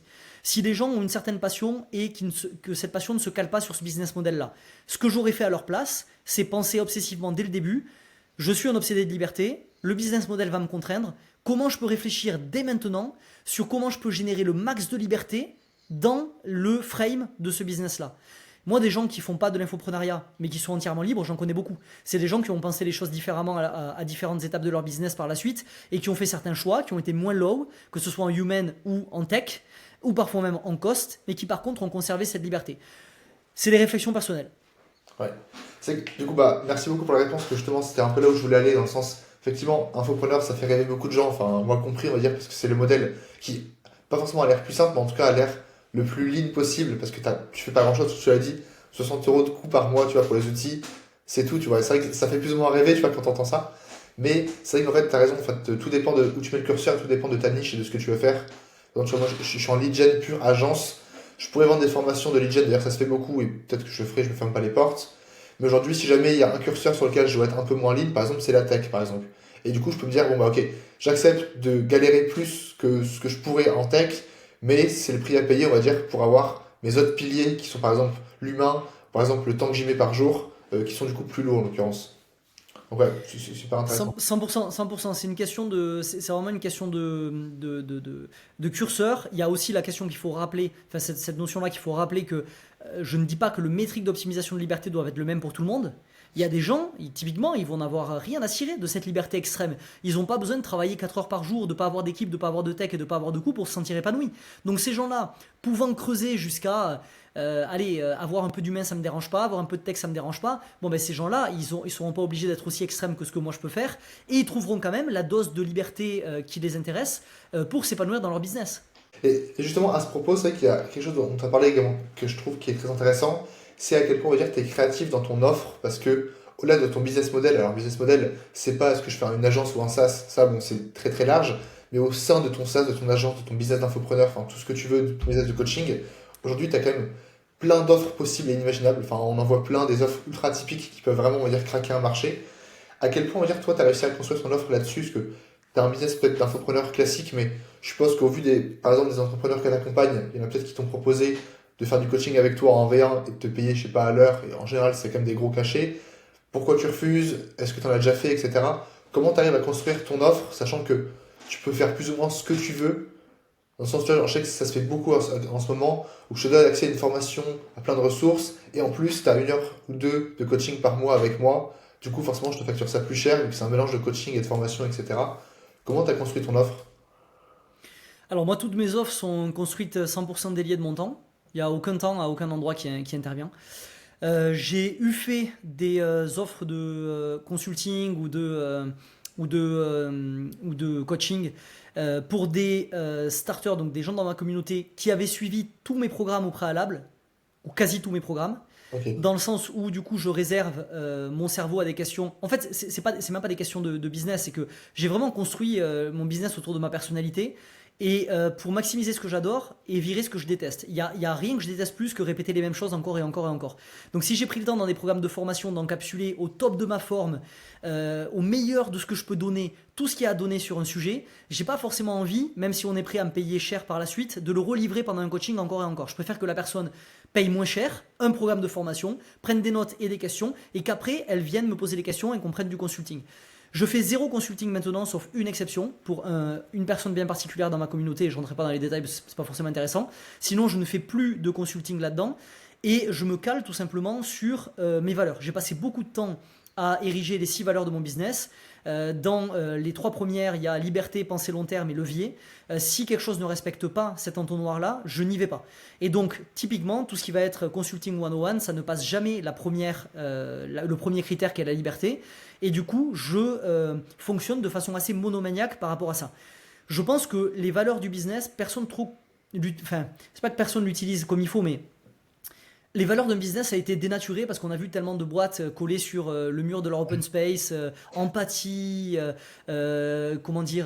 honnêteté, altruisme, blablabla. Bla. C'est devenu une espèce de ramassis de mots-clés que personne ne respecte. La véritable utilité d'un set de valeurs, c'est que c'est un outil de prise de décision dans ton quotidien en tant que CEO. Tes valeurs, c'est ta philosophie sur comment tu penses qu'un business doit être construit. Donc, c'est les règles du jeu que tu veux te fixer sur le terrain dans lequel tu évolues. Tu es en train de jouer à un jeu vidéo avec ton business. Et sur ce terrain-là, comme c'est un jeu infini, on pourrait parler de cette notion de jeu fini ou jeu infini de James Cars. Comme c'est un jeu infini, par définition, ça n'a pas de fin. Ton rôle en tant que CEO, c'est de fixer une fin qu'on appelle la vision. Et à côté de ça, de te fixer des règles du jeu qu'on appelle des valeurs. Si tu n'as pas de règles du jeu par rapport à cet open world énorme avec aucune destination finale, imagine le casse-tête que c'est au quotidien quand une opportunité te tombe dessus, de prendre une décision et de te dire est-ce que j'y vais ou est-ce que j'y vais pas. Quand tu as une destination et que tu as des règles du jeu, c'est hyper simple, ça rebondit. Les propositions qu'on peut te faire rebondissent sur tes règles du jeu. Si ça passe ce filtre, c'est ok. Si ça ne passe pas ce filtre, c'est pas ok. Bien évidemment, encore une fois, c'est pas binaire. Il y a des circonstances qui vont t'amener à accepter quelque chose parce que d'autres variables vont peser dans ton process de prise de décision. Mais dans la plupart des cas, ça rebondit. Donc si on me demande quelque chose et que c'est pas scalable, je vais pas le faire, par exemple. Tu peux répéter du coup tes 3 valeurs, les détailler un petit peu, ça m'intéresse. Alors, je peux détailler mes valeurs si tu veux. J'ai 6 valeurs qui sont encapsulées dans un seul framework dont je parle souvent, qui dit l'impact comme obsession et la liberté comme condition. Et c'est quelque chose qui me permet de naviguer un peu par rapport à tout ça. Dans mes valeurs, j'ai du coup la liberté, la pensée long terme, le levier. Ensuite, en 4e, je vais avoir fun. Non, le fun, il arrive plus tard. En 4e, je sais plus ce que j'ai, je vais pouvoir aller le chercher. En 5e, j'ai prééminence. Et en 6e, j'ai fun. Je vais aller te chercher ça dans l'immédiateté si jamais tu veux. C'est beaucoup, pour le coup, moi j'en avais 3. Et d'ailleurs, c'est qu'en fait, erreur de ma part, je l'avais fait à l'échelle perso parce que j'ai vu que c'était important. À l'échelle perso, je les ai fait et je pense que je les ai gardés depuis des années. Mais c'est vrai qu'en termes de mon business, je ne l'ai pas fait en me disant, bon, bah, mon perso et mon business, en tout cas, c'est la même personne. Alors qu'en fait, c'est quand même très très différent parce que Pas du en tout. perso, ça peut être des valeurs pour lesquelles tu veux vivre. Alors qu'à l'inverse, comme tu dis, si c'est des valeurs de ton business, c'est plus des outils de prise de décision. Du coup, là, c'est plus en 100%. termes de contraintes qu'autre chose en fait. 100%. Pour te donner un exemple, moi l'exercice que je t'invite à faire, donc la 4e donc j'ai liberté, pensée long terme, levier, service, prééminence et fun. Oui. Pour un exercice qui est hyper intéressant à faire, du coup, c'est de définir effectivement ces valeurs par le prisme de mes valeurs sont mes règles du jeu, c'est-à-dire que c'est ce qui va me servir à prendre des décisions quand je suis sur le terrain, tactiquement parlant. Et l'exercice que je t'invite à faire une fois que tu as défini ces valeurs-là, c'est du coup de définir en fonction de chacune d'entre elles ce que donc tu vas refuser. Parce que, par exemple, pour respecter la valeur liberté, je suis prêt à sacrifier les opportunités, moi, qui vont restreindre ma liberté, comme par exemple les interventions dans des conférences physiques, un ratio temps-revenu qui n'est pas intéressant, un engagement récurrent qui va m'être demandé, des respects de règles quelconques avec lesquelles je vibre pas et j'ai absolument pas envie d'accepter, des horaires qui me sont imposés que je ne veux pas. Mais c'est intéressant de faire cet exo, de dire ok, qu'est-ce que je suis prêt à sacrifier en fonction de cette valeur, parce qu'il faut comprendre que toute opportunité qu'on te propose par définition est intéressante. Sinon on n'appellerait pas ça une opportunité. Donc tu as toujours quelque chose à perdre à refuser quelque chose. L'idée c'est que tu perds de moins que ce que tu perds quand tu ne pilotes pas tes valeurs. Et si on va par exemple sur mon objectif de service, Le sacrifice que je suis prêt à faire, c'est les créations qui me font plaisir mais qui ne servent pas à mes clients. Ça, c'est un sacrifice que je suis prêt à faire. Si ça me fait plaisir mais ça ne sert pas à mes clients, ben, je ne vais pas le faire. Si on est sur mon objectif de levier, si c'est une opportunité qui est intéressante mais que je ne peux pas scaler, je ne vais pas le faire. Si c'est une création d'offres prolifiques mais qui demande un coût de réplication et qui donc n'est pas entièrement scalable, je ne vais pas le faire non plus. Et c'est à ça que servent les valeurs. C'est vraiment à piloter ton business au quotidien et avoir des outils de prise de décision qui vont t'aider à pas te devenir fou face à toutes les propositions que tu vas recevoir. Ouais, c'est vrai que je trouve ça super intéressant de voir ça vraiment comme des outils de prise de décision pour du coup te reposer un peu l'esprit dans le sens, pose-moi une question, en fait dans tous les cas ça va passer par le filtre de ok est-ce que ça match mes valeurs, si c'est pas le cas c'est out en l'occurrence, et du coup après tu peux très très vite prendre des décisions. Par exemple je suppose que si jamais je t'avais dit hello est-ce qu'on Sofiane on peut se faire un call de 1 heure pour discuter, bon bah là le scale n'est pas forcément intéressant etc donc peu de chance, comme c'est un podcast qui est filmé qui est diffusé, ok bon il peut y avoir du scale, ok, quel est le scale? C'est une audience qui est plus ou moins similaire à la mienne, etc. Donc, ok, et on peut plus ou moins faire ça, on va dire, sur toutes les opportunités que tu as dans ta vie, quoi. T'as tout compris, c'est exactement ce que j'ai fait pour ce podcast-là. Et le byproduct positif qu'il y a également à créer ce type de document, qui est un document sur ses valeurs, que moi j'ai mis public sur mon blog et que tu peux mettre public à n'importe quel logiciel en utilisant une page, c'est que ce à quoi ça me sert beaucoup, c'est face à toutes les opportunités que je reçois sur LinkedIn, c'est de, quand je refuse, expliquer et justifier en copiant et en collant le lien de l'article pour bien expliquer aux gens, parce que souvent les gens ils ont peur de ça, les gens le prennent personnellement. Et je veux bien expliquer aux gens, ça n'est pas personnel, c'est valable pour tout le monde. Je me suis fixé des règles, je dois les respecter malheureusement entre guillemets, aussi tentant qu'est ta proposition là, parce que mon rôle en tant que SEO, c'est de piloter cette barque. C'est pas de faire plaisir à toutes les opportunités qu'on peut me proposer. Donc malheureusement, si ça rentre pas, je vais refuser, mais je te montre, c'est public. Je te montre que voilà, ça n'est pas toi, c'est quelque chose que j'applique à tout le monde. C'est vrai. C'est vrai que ça, il faut quand même oser le faire, parce que pour le coup, moi je pense que j'aurais compris, parce que je suis un peu dans la même vibe, etc.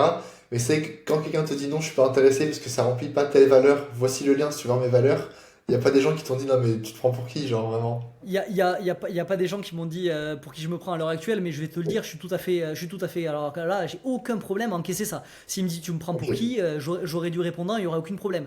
Je pense que les gens n'accordent pas assez de valeur à leur temps. Le temps, c'est l'essence de la vie. Ton temps, il est précieux. Quand les gens te proposent une opportunité, tu n'as aucun devoir, tu ne dois rien à personne. Tu dois ce temps-là, moi je préfère largement, s'il n'est pas lié à mon business, le filer à mes amis, le filer à ma famille, le filer à mes proches. L'entrepreneur qui me contacte pour une opportunité avec laquelle je suis pas aligné et qui s'énerve parce que ça respecte pas mes valeurs, alors là, franchement, ça m'en touche une sans faire bouger l'autre, je te le dis clairement. Et je pense en plus que ça en dit long.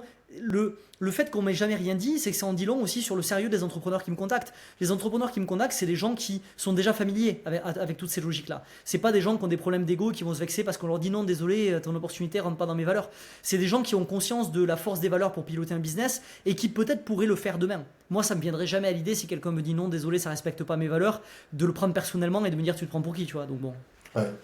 Mais il faut être prêt à le faire, c'est clair. Tout comportement a un coût. Il suffit d'être aligné, encore une fois, ce coup-ci, sur ses valeurs personnelles. Et d'avoir un alignement parfait avec ça. Et tu as parlé de levier, du coup, de scale. Et du coup, j'aimerais bien te poser la question dans le sens, comment tu te scales à toi-même? Alors, c'est un peu une expression qui est un peu surfaite, mais en soi, comment tu amènes du levier à tes tâches, autre que le contenu? Parce qu'en fait, tu me dis que tu as, on va dire, 60 € d'abonnement par mois. Donc, je suppose qu'en fait, tu as forcément un peu d'IA que tu utilises peut-être pour répondre, par exemple, à tes personnes, tu vois, dans ton monde, etc., pour l'utiliser. Tu pas beaucoup d'automation, tu pas d'employés non plus. Donc, à part le média qui est évident, donc média, c'est tout le contenu que tu crées, comment tu arrives à trouver de l'effet de levier autre que dans le média? Et est-ce qu'il y en a d'ailleurs autre que dans le média dans ton cas? Alors, comment je me scale moi-même, donc il y a évidemment le business model dont on a déjà parlé, ce qui fait que par définition, toutes mes offres c'est moi qui suis dupliqué. Ensuite, tu as les systèmes que j'apprends à bâtir au quotidien dans la tribu des starters. J'ai des systèmes pour tout, moi, aujourd'hui. J'ai des systèmes de création de contenu, j'ai des systèmes de performance, des systèmes financiers, des systèmes relationnels. Je crois beaucoup aux systèmes. C'est Alfred Whitehead qui disait la civilisation avance en augmentant le nombre d'opérations importantes qu'elle peut accomplir sans même y penser. Et moi, pour moi, c'est vraiment l'efficacité de nos systèmes, c'est ça. C'est augmenter le nombre d'actions que je vais pouvoir faire sans même y penser. Si je te prends l'exemple aujourd'hui pour me scaler moi-même, j'ai travaillé mon système de contenu de sorte à ce qu'aujourd'hui, en 2 heures et demie de temps, le lundi, je crée mon podcast hebdomadaire, mes contenus quotidiens de LinkedIn, mes contenus quotidiens d'Instagram, parce que je suis également sur Instagram, ma newsletter du jour, et mes 5 messages Telegram sur mon groupe privé par semaine. Et tout ça en 2 heures et demie de temps. Pourquoi? Parce que j'ai peaufiné des systèmes à travers tout un tas de temps et que maintenant j'ai un système, ce qu'on appelle un PKM aussi, un système de gestion de contenu, que j'appelle Mind Galaxy, un système de gestion de la connaissance, ce qui me permet finalement de faire levier sur tout le travail que j'ai fait dans la matière au quotidien, d'agglomération, de contenu, de valeur, etc., etc., et qui me permet de les balancer aux quatre coins du web relativement facilement. Donc le business, les systèmes, l'IA, bien évidemment, comme tu l'as dit. Aujourd'hui, je travaille avec ce que j'aime bien appeler une mini-équipe IA de 4 personnes. C'est 4 agents qui me servent pour différentes choses. J'en ai un pour l'Odyssée qui m'aide à structurer et à développer ce narratif. J'ai Valderion, dont je t'ai parlé tout à l'heure, qui aide à répondre à toutes les questions sur l'Odyssée pour toute la tribu des starters. Je suis en train d'en créer une autre qui s'appelle Oraya, qui va pouvoir redistribuer et rebalancer tous les starters vers les bons programmes de formation en fonction des problématiques qu'ils ont. Donc je suis en train d'entraîner l'IA autour de ça. J'ai 2 autres IA dont je passe les détails parce que pour le moment ça reste secret, mais qui m'aident aussi au quotidien à scaler certaines actions. Donc l'idée c'est d'avoir cette obsession permanente de se dire ok, à la fin de la semaine, je regarde les tâches que j'ai faites, je regarde dans ma to-do, et je me dis quelles tâches que j'ai accomplies cette semaine, je pourrais automatiser si jamais je crée un système autour de ça et je pourrais faire en beaucoup moins de temps. Et en fait, ça fait 4 ans maintenant que j'ai mon business et ce comportement-là répété pendant 4 ans, ça crée aujourd'hui un business qui, en 20 heures par semaine, peut tourner et être en pleine croissance sans que j'ai besoin d'avoir d'équipe ou sans que j'ai besoin d'avoir autre chose. C'est plus un réflexe à prendre, je dirais, que vraiment quelque chose d'infaisable. Ouais. Et juste petite question technique pour tes IA. Tu les connectes également au vrai monde dans le sens, c'est pas que des IA avec lesquels tu parles, tu les connectes du coup qui interagissent avec tes membres, dans ton univers, etc. Ça va dépendre desquels. Les 2 dont je t'ai parlé, Oraya et Valderion, oui, elles sont Ok. à disposition de la tribu des starters et du coup ils peuvent générer un chat et ils peuvent aller s'orienter avec ça. Ok. Ça ressemble à quoi un système d'efficacité relationnelle? Parce que là, du coup, forcément, tu parles de ça, moi, ça m'intéresse. Ouais, alors un système, donc évidemment, il faut toujours trouver, faut faire attention, on n'aura pas le temps à mon avis d'aborder cette question-là, mais qui est hyper intéressante et qui est une question que j'aborde également dans la tribu des starters, qui est la question de comment lâcher le contrôle, lâcher prise et garder énormément de spontanéité quand on est le cliché de l'overthinker, high achiever, obsédé du contrôle, qui veut bâtir des systèmes, qui veut être hyper productif et tout, qui est la personnalité lambda que j'attire dans la tribu des starters, bien évidemment. Et donc l'idée, c'est quand on dit gérer ses relations avec un système, l'idée c'est pas de devenir un robot, mais l'idée c'est d'essayer constamment d'abaisser sa charge mentale. Par exemple, moi j'ai des systèmes Notion où je log toutes les personnes, tous mes proches, j'en ai une vingtaine, que je veux contacter à certaines échéances. J'ai des formules qui me permettent de les faire émerger au bon endroit, au bon moment, en me disant ça fait longtemps que tu n'as pas contacté cette personne, c'est l'heure de la contacter. Quand j'ouvre la page de la personne, il y a un petit récap des dernières nouvelles, des dernières interactions que je pouvais avoir avec ces personnes-là. Moi, je me suis amusé sur ces personnes à loguer leur profil MBTI, par exemple, leur profil psychologique, en fonction de tests qu'ils ont pu faire, parce que j'ai des potes qui font ça. Ce qui me permet, quand je veux mettre en relation différents proches à moi, de les faire matcher en fonction des profils psychologiques. Je les fais matcher aussi en fonction de centres d'intérêt, ce qui me permet d'avoir créé des dynamiques de groupe entre des proches à moi, dont je suis hyper fier aujourd'hui, et c'est ce système qui m'a permis.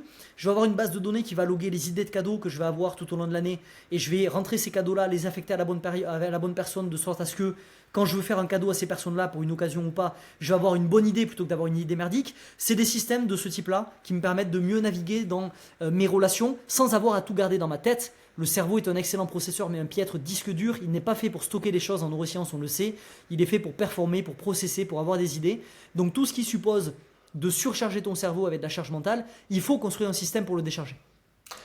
Les personnes qui sont pas, on va dire, très très avancées sur ce sujet-là vont vraiment te prendre pour un fou. Enfin, mettre ses proches dans un tableau Excel et noter leur PTI, etc. Enfin, ça me parle, mais j'avoue que j'en suis pas là, mais je trouve ça super On va intéressant. dire qu'il y a des stades.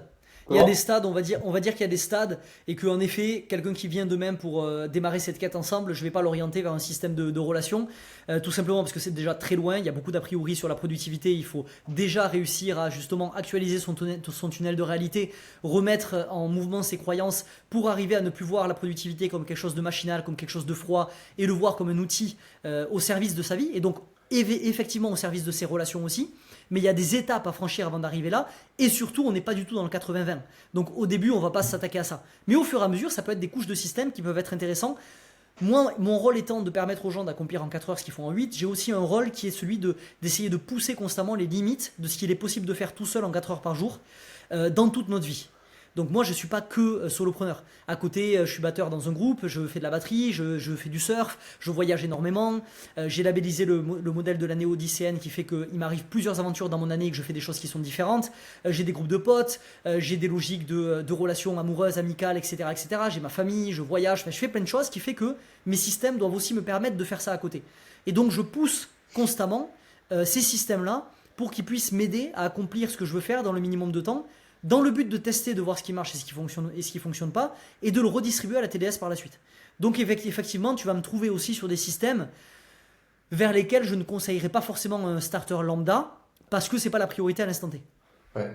T'en as un autre un peu niche, un peu qui peut paraître un peu étrange aux gens ou pas? Là, comme ça. Alors le problème c'est qu'au fur et à mesure je Ouais, perds t'en as contact trop. avec ce que les gens peuvent considérer comme bizarre ou Ouais, pas. c'est J'ai ça des le problème. systèmes J'ai des systèmes financiers qui me permettent de piloter mes investissements que j'actualise tous les mois dans Notion. Mais ça, bon, je pense qu'à partir du moment où tu as une logique d'investissement, il y en a plein qui le font. Laisse-moi aller fouiller 2 minutes pour voir est-ce que je trouve Ouais, pas de problème. C'est juste dans un mon... instant, je vais une rapide anecdote qui moi m'a pas mal marqué et du coup qui rejoint un peu ce que tu avais dit. En sens, j'avais un copain qui alors, m'avait presque insulté parce qu'il avait vu que j'avais mis des calls avec ma mère, que c'était dans mon agenda et que enfin c'était écrit et que c'était genre et en fait je trouvais ça fou de trouver que c'est un manque de respect pour ma mère, etc. Alors qu'à l'inverse, bah, si tu prends un call qui est noté dans ton Google Agenda et que tu appelles ta mère, bah, t'es sûr que durant ce call, tu es bien présent avec ta mère et que t'es pas avec une personne d'autre et qu'effectivement elle peut pas t'appeler avant ni après, mais que quand tu es présent avec elle, tu es vraiment présent. Et ça, c'est ce genre on va dire, de systèmes qui sont, bah, comme je te dis, je pense au service de ta vie, au service de tes relations. Et l'idée, c'est pas juste de déshumaniser, on va dire, tes relations, au contraire, être certain, on va dire, de pouvoir y mettre la bonne énergie. Je suis 100% aligné avec toi. Et c'est cette démarche de devenir non pas juste entrepreneur, mais entrepreneur de sa vie. Il n'y a aucune raison qui fait qu'on accorde plus d'intentionnalité à des clients qu'à notre mère ou à nos proches. Au bout d'un moment, la logique, elle est ici, je trouve qu'elle est binaire, c'est-à-dire que c'est soit est-ce que tu arrives à le faire, est-ce que tu arrives à avoir autant ta mère au téléphone et tes proches au téléphone sans système qu'avec système. Si tu y arrives, mais pas de système. Si tu n'y arrives pas et que tu te mords les doigts tous les mois en faisant un bilan en disant putain, je suis pas assez proche de ma famille comme ce que j'aimerais l'être et tout, au bout d'un moment, ta responsabilité, c'est de construire des choses pour sortir de cette réalité-là. Et si ça suppose de mettre un rendez-vous dans ton calendrier, c'est très bien. Pourquoi tu mettrais pas un rendez-vous dans un calendrier avec ta mère? Déjà, elle n'a pas besoin de le savoir. Et en plus de ça, ça donne idée de l'importance que tu accordes à cette plage-là. Et comme tu l'as dit, pendant cette plage-là, personne ne peut mettre des rendez-vous dessus. Il n'y a pas de trucs de dernière minute qui vont tomber dessus. Cette plage est sacralisée pour une des personnes qui est les plus importantes pour moi au monde. C'est très bien. Moi, je trouve ça très bien. J'ai des bases de données après pour, alors je sais pas si ça va être bizarre, mais pour mes recettes, pour tous les voyages que j'organise. J'ai mes bases de données pour mes entraînements de sport. J'ai des bases de données pour, j'en avais trouvé un, pour les activités. Donc moi j'ai logué énormément d'activités et de journées type d'activités qu'on peut faire. J'habite dans le Pays Basque et il y a pas mal de choses à faire. Et du coup quand je prends le temps à construire une activité que je trouve, une journée type que je trouve hyper intéressante ou un week-end type que je trouve hyper intéressant, je note tous les endroits où je suis allé et comment cette journée type peut être intéressante à faire en fonction de la météo, en fonction de si je suis avec des potes, si je suis en couple, etc., etc. Et ça me permet d'avoir des activités intéressantes quand j'ai pas le temps de réfléchir, j'ai pas le temps de réinventer la roue. Je réouvre une activité qui était hyper intéressante et je vais chercher là-dedans. Voilà, plein de petits systèmes comme ça. Ok. Parce que là, tu parles un peu de base de données, du coup, je suppose que tu bosses beaucoup sur Notion en l'occurrence. Et je suis quand même curieux Ouais. d'avoir, on va dire, quelques autres outils que tu utilises au quotidien. Alors en général, je trouve que c'est pas un sujet tant intéressant que ça, mais je suppose que tu as poncé absolument tous les logiciels possibles et imaginables. Comme là, tu n'en as que quelques-uns, mais que tu payes, on va dire, maximum 100 euros par mois, je suis quand même curieux de savoir les logiciels que tu as sélectionnés, on va dire, pour t'accompagner. Alors déjà, je suis obligé de faire un disclaimer sur le fait que, en effet, les outils, ils sont intéressants une fois qu'on a de bonnes fondations. Les outils, ils amplifient la fondation, mais il faut vraiment se pencher sur la fondation. Parce que j'ai croisé énormément de gens qui maîtrisaient les outils sur le bout des doigts, mais qui finalement avaient aucune démarche productive dans leur quotidien. Parce que finalement, le 80-20 de la productivité va souvent se trouver là où il n'y a pas les outils. Ouais. Par contre, sur les outils, une fois qu'on a des bonnes fondations, c'est des formidables accélérateurs. Moi, ce que je vais avoir aujourd'hui, c'est que j'ai un second cerveau qui est dans Notion. J'ai créé un programme autour de ça. Ensuite, je vais avoir tout mon système de gestion de la connaissance qui est sur Obsidian, qui est pour moi le logiciel indétrônable à l'heure actuelle. En tout cas, j'en ai pas trouvé d'autres. Je vais avoir toute ma to-do qui est sur Things, qui est une application Mac only, uniquement sur Mac, et qui est une application hyper minimaliste et que j'adore. Je vais avoir évidemment ChatGPT qui m'accompagne. Pour les mind maps, je vais utiliser MindNode, N-O-D-E, qui est à nouveau uniquement disponible sur Mac et qui est un logiciel assez épuré que je trouve hyper cool. Je vais utiliser Beer pour tout ce qui est notes rapides. qui est aussi que sur Mac. Je vais utiliser Notion Calendar pour mon calendrier. Je vais utiliser Beeper pour les communications. Je sais pas si tu l'utilises ça. J'utilise, non mais ce truc, je paye 9 euros par mois. S'il fallait le payer genre 100 euros par mois, je pense que je le Ouais. paierais quand même. Genre vraiment Beeper. Si vous l'avez pas, juste ça centralise toutes vos conversations sur tous vos réseaux. Bah, point. Voilà. Je pense que vous pouvez comprendre à quel point ça peut faire gagner du temps. Je savais même pas qu'il y avait une version payante sur Beeper. Ah, tu payes pas toi? Non? Et Ça t'as te tous donne. tes réseaux dessus ou t'en as que quelques-uns? Ben, j'ai tous ceux dont j'ai besoin. Peut-être que je suis pas arrivé au stade. J'ai mon WhatsApp, mon Instagram, mon LinkedIn, mon Telegram. Ok, bah écoute, je sais pas, t'as de la chance que moi. Bon, en fait, bon, dans tous les cas, bon, c'est pas très grave, je paye très cher, mais ouais. Après, comme toi, hein, s'il fallait payer, je le paierais. De toute façon, il y Hyper, a ouais, aucun souci à essentiel, ça. ouais. Donc j'ai ça. Qu'est-ce que j'ai d'autre comme logiciel? J'ai alors Alfred. J'utilise Alfred beaucoup. Je sais pas si tu connais. Alors, attends, j'en ai déjà entendu parler. Qui est un launcher, un app launcher sur Mac. En fait, c'est comme la search sur Mac, la barre de recherche quand tu Ouais, tapes, mais c'est une barre de recherche sous stéroïde, c'est-à-dire que déjà ça fait beaucoup mieux le travail de recherche que Mac. Tu peux chercher dans des documents, tu peux créer des raccourcis qui te permettent d'ouvrir différentes choses. Moi par exemple, si je tape, si j'envoie une recherche n'importe où et que je tape days, ça va m'ouvrir ma base de données qui est dédiée au jour dans mon Notion. ok. Si je tape, je sais pas moi, juste ME, ça va m'ouvrir une recherche Google avec la météo dans ma localisation pour regarder le temps qu'il va faire. Tu peux créer tout un tas de raccourcis comme ça. Et après, quand tu vas plus loin, tu peux créer des scénarios d'automatisation dans ton ordi avec Alfred. Donc c'est un launcher d'app que moi je trouve excellent et qui a beaucoup d'utilité en termes de productivité. Donc ça, moi j'utilise. Ok. Et après, je crois que c'est tous ces logiciels. Je suis en train de checker, mais je pense que c'est le solid stack que je vais avoir Ok, dans mes process. c'est déjà pas mal. Mais parce que justement, à ce propos, alors d'ailleurs, tu me diras si jamais on dépasse, hein, parce que on s'était pris 1 heure, en l'occurrence, moi j'ai encore un Pas peu de de temps, souci. donc dis-moi si c'est ok pour toi. Ouais, c'est Mais ok. parce que justement, tu vois, tu parles de plein de mini-choses que tu fais, donc comment on va dire, tu fixes tes objectifs, comment, enfin, tu vois, tous les actes de productivité, je suppose que tu en as plein.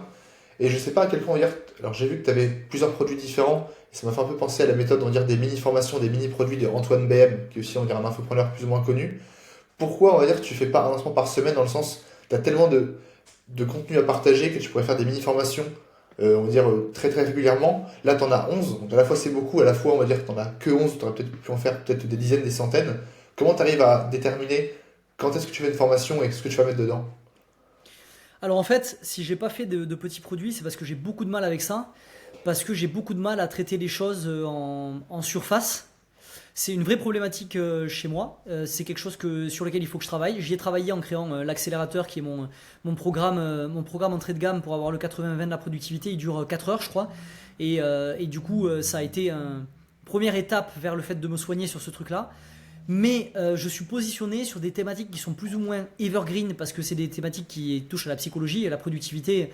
C'est ni plus ni moins que de la gestion émotionnelle à la croisée de la psychologie, des neurosciences et tout ça. Ça ne bouge pas, il y a beaucoup à dire. J'aime beaucoup aller en profondeur dans les domaines. J'aime beaucoup poser du contexte avant de rentrer dans un domaine parce que c'est comme ça que je fonctionne moi-même. Donc les premières formations que je me suis mis à créer en me disant je vais faire rapidement, ça finit à 10 heures. Moi mes programmes ils font 8 heures, 7 heures, 10 heures, 14 heures, 13 heures. C'est des programmes qui sont quand même assez chargés. Et du coup, ce que je fais, c'est que mon optique actuelle, c'est que là, je suis en train de travailler sur le plus gros programme que j'ai sorti depuis la création de la tribu des starters. Ça va être mon programme iTicket. Une fois que j'aurai fait ça, il y aura tout ce que j'ai à dire sur ce sujet-là. J'aurai balayé ça. Et à ce moment-là, ça me fait plaisir, en tout cas l'idée me fait plaisir d'évoluer vers un modèle où j'aurai mon gros programme au milieu et autour de pouvoir faire des mini-formats et des mini-capsules sur plein de programmes. Parce que comme tu le vois, on traite de thématiques très diverses au sein de la tribu des starters. Moi, je suis un éternel apprenti. Je suis vraiment je me qualifie d'IDs junkie. Je suis vraiment un idéivore. Je kiffe creuser tout ce qui est. Je me vois comme un explorateur de monde psychique et conceptuel. Dès qu'il y a un domaine qui m'intéresse, je vais avoir un comportement quasi aussi autistique par rapport à ça et le creuser pendant des heures et des semaines. Et quand je finis ça, je finis avec un terrain de connaissance sur le sujet qui est intéressant et que je pourrais repartager et que je fais pas aujourd'hui. Donc j'aimerais bien évoluer vers ce modèle-là de un produit hardcore pour lequel je suis connu et les gens me viennent, et autour de ce produit gravite un écosystème de produits où quand tu as une problématique spécifique, tu peux aller creuser là-dedans. Et ça pour moi c'est le meilleur truc pour être dans le meilleur des deux mondes. Mais créer que du mini-produit, je ne sais pas comment je pourrais faire aujourd'hui pour transformer en 2 heures des programmes qui me durent 14 heures, quoi. Ok, ouais. C'est vrai que je pose la question parce que justement je trouvais ça intéressant que, alors, il y a Antoine BM par exemple qui récemment a dit qu'il allait arrêter de parler de business ou en tout cas qu'il il parlerait plus que de ça et qu'il ferait des mini-formations sur d'autres sujets Et c'est Elliot Meunier, il me semble qu'il avait. Alors, il en a fait à la fois, il voulait en faire des formations sur des sujets ultra précis, genre, s'il aime bien la musique, faire une formation sur la musique, si t'aimes bien. Enfin, alors, je pense qu'il a même alors, je suis pas sûr, mais il me semble qu'il avait prévu de faire une formation sur Atomic Prostate, sur comment utiliser sa prostate. Enfin, ça allait, on dirait, jusqu'à là. Excellent. Parce que du coup, encore une fois, il voulait faire, enfin, on va dire, faire des formations autour de sa vie en l'occurrence. Et dès qu'il a un nouveau sujet, on va dire, en faire une formation. Toi, tu te verrais de faire des formations qui sont peut-être un peu plus éloignées du sujet de la productivité pure? Je l'ai déjà fait déjà. Moi, j'ai des formations qui sont sur d'autres sujets que de la productivité pure. J'ai suivi le fait de voir Antoine BM se lancer dans autre chose que le business et revenir en disant que ça marche pas. J'ai écouté le podcast Ah, d'Eliott où il explique bien que peu importe à quel point il s'est diversifié, le programme qui lui apporte le plus, c'est Atomic autour de la gestion des connaissances et autour de la productivité. Je suis pas d'accord avec Antoine BM, d'accord avec Elliot Meunier, et du coup, entre les deux. C'est-à-dire que moi, je suis un grand partisan de la niche, c'est toi. Et de ça sert à rien de te micro-nicher dans un truc et que tu peux te balader. Si je suis partisan de ça, c'est parce que ça fait 4 ans que je fais ça et que ça explose. Moi, les starters aujourd'hui me font confiance au point ils sont capables ils me l'ont déjà dit, ils sont capables de m'acheter un programme qui est sur n'importe quelle thématique. Parce que comme ils résonnent avec l'essence philosophique que j'ai au niveau de comment conduire sa vie, comment conduire son business, ils savent que s'ils doivent s'intéresser à un sujet, ils vont préférer faire confiance à quelqu'un qui l'a creusé par le même prisme psychologique qu'eux que par quelqu'un qui ne l'a pas fait. Ils connaissent mon sérieux sur comment je creuse les sujets, ils connaissent mon honnêteté. J'envoie un email par jour depuis 4 ans, c'est plus de 1500 emails qui ont été envoyés, ils savent que si j'étais là que pour le pognon et pour me barrer, je ne serais pas là. Et donc du coup, ils connaissent mon sérieux et mon amour pour ces thématiques-là. Si demain je lance un programme sur les relations ou sur je ne sais pas quel autre programme je pourrais trouver, je suis sûr d'avoir une audience là-dedans. Je l'ai déjà vérifié par le passé, je sais que je le vérifierai par le futur. Là où je suis d'accord avec Elliot, c'est que ça ne veut pas dire que ces programmes vont devenir des best-sellers. Je sais que mes programmes qui apportent le max de CA, ça sera toujours sur mon domaine d'expertise. Mais ça n'empêchera pas des gens qui sont intéressés à l'idée d'aller explorer comment j'ai des perspectives sur différents domaines, autres domaines dans ma vie, de rejoindre ces programmes-là. C'est ce qui s'est passé jusqu'à maintenant et j'adore le fait de fonctionner comme ça. Les formations qui étaient un peu éloignées du domaine de la productivité, c'était lesquelles justement? J'étais en train d'y penser, figure-toi, quand je t'ai dit je l'ai déjà fait. Et du coup, je vais aller retrouver tout mon catalogue parce que je me rappelle pas de tous les programmes que j'ai pu Ok. faire, même s'il y en a que 11. Donc, c'est toujours pareil. Moi, je les trouve plus ou moins proches de mathématiques parce que je suis positionné sur une approche holistique, intégrale, une approche existentielle de la productivité. Donc, forcément, c'est à la croisée de tous les domaines que je t'ai cités tout à l'heure, et donc je trouve que c'est relié. Il y a des gens qui vont trouver que c'est pas relié. J'ai créé un programme sur la thématique de journaling par exemple, et de comment générer des bilans et faire du journaling automatiquement avec Notion. On peut dire que c'est lié à la productivité ou pas, je sais pas. J'ai créé des programmes qui ont été sur le positionnement de sa boîte. Donc là, à nouveau, j'ai créé des programmes sur le positionnement de sa boîte à une époque où le cœur de mon audience n'était pas forcément des solopreneurs, et c'était plus pour du coup des solopreneurs qui nous rejoignaient, pour des gens qui nous rejoignaient entre temps. Je suis en train de regarder. J'avais créé des mini-capsules à certains moments sur tout ce qui était thématique relationnelle. J'ai vendu du format one-to-many sur des thématiques qui étaient liées, qui étaient liées à tout ce qui était élévation de niveau de conscience à des starters qui m'avaient pris tous les programmes, donc qui touchaient un peu plus à tout ce qui était spiritualité. Alors on peut dire que c'est l'introspection, ça va aller taper dans les 4 phases de la psyché, de Plotkin, dans le modèle de la spirale intégrale de Ken Wilberg. On va aller un peu plus haut dans tout ce qui est thématique, comment dire, de ce que j'aime bien appeler l'ingénierie de la conscience, donc tout ce qui est l'architecture cognitive, et essayer de mieux comprendre ces choses-là. Donc oui, ça touche de près ou de loin. Le problème, c'est que quand tu es positionné à mi-chemin entre la croissance personnelle et la productivité, tout rentre dans ma niche. Mais c'est Ouais. pas ça. Quand les gens te disent nichez-vous, ils parlent pas de ça. Ils disent nichez-vous sur les systèmes de productivité réservés aux solopreneurs qui font 10 cas par mois. Moi, j'ai jamais fait ça. Moi, je suis niché sur mener une vie, bâtir une vie d'absolue abondance, professionnellement et personnellement. Une fois que j'ai dit ça, qu'est-ce que je ne peux ne pas mettre là-dedans? C'est Demain, si je veux, ça fait 5 ans que je suis en prise de masse et que j'ai eu des logiques très poussées au niveau sportif. Si demain je veux sortir un format de 2 heures, mes enseignements après 5 ans d'entraînement très poussé sur telle et telle partie, je suis totalement confortable à l'idée de faire ça. Et je suis sûr qu'il y aura une partie des starters qui pourraient être intéressés par rapport à ça. ouais. C'est vrai que pour le coup, c'est une belle niche, parce qu'en fait, c'est un peu. Enfin, c'est pas une fausse niche, mais c'est très niché, et en fait, tu peux après le trouver chez tout le monde. Donc c'est là où du coup, c'est 100%. c'est fort. Tu les trouves chez tous les gens qui ont une obsession, c'est exceller dans le jeu de la vie. Dès que tu veux exceller dans le jeu de la vie, il y a tellement de points d'entrée. Moi, c'est ce qui m'anime au quotidien. Et j'ai bâti une audience de gens qui sont animés par ça au quotidien. Donc moi, le problème de la niche, je l'ai jamais eu. Et c'est pour ça que je défends ce truc-là, parce que je pense que quand tu es assez bon dans ta personal brand pour véhiculer avec honnêteté, avec humilité, en permanence, l'essence de qui tu fédères une communauté de super fans qui seront là quoi qu'il en soit. On parle souvent des effets positifs, on parle moins des effets négatifs. Quand je parle d'humilité et de vulnérabilité, ça prétend aussi le fait d'être 100% transparent dans des moments très difficiles dans ta vie. Moi, j'ai eu parlé de rupture relationnelle à ma communauté pendant que j'étais dedans, parce que je savais que mon contenu allait être à chier.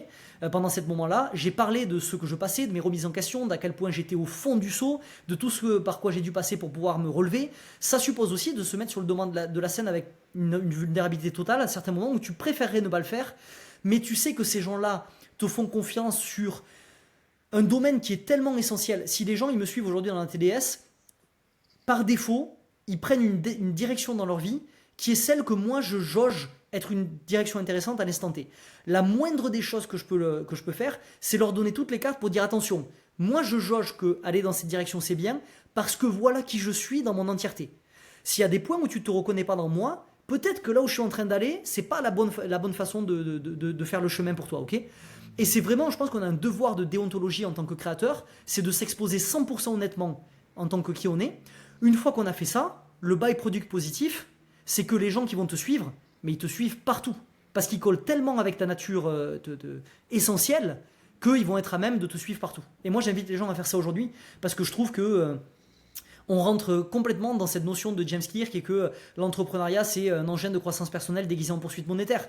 À partir du moment où tu as fédéré une communauté autour de ce truc là, de se dire ok, je te partagerai mon quotidien et je créerai des produits qui règlent mes problèmes à moi, jamais je ferai le sacrifice de te vendre des trucs pour faire du fric, je vends que des trucs que je m'applique moi-même, auxquels je crois, et si une fois que tu me fais confiance, les bases elles sont posées, on peut avancer ensemble, mais c'est une merveilleuse aventure humaine. Moi les 4 dernières années c'est les meilleures années de ma vie.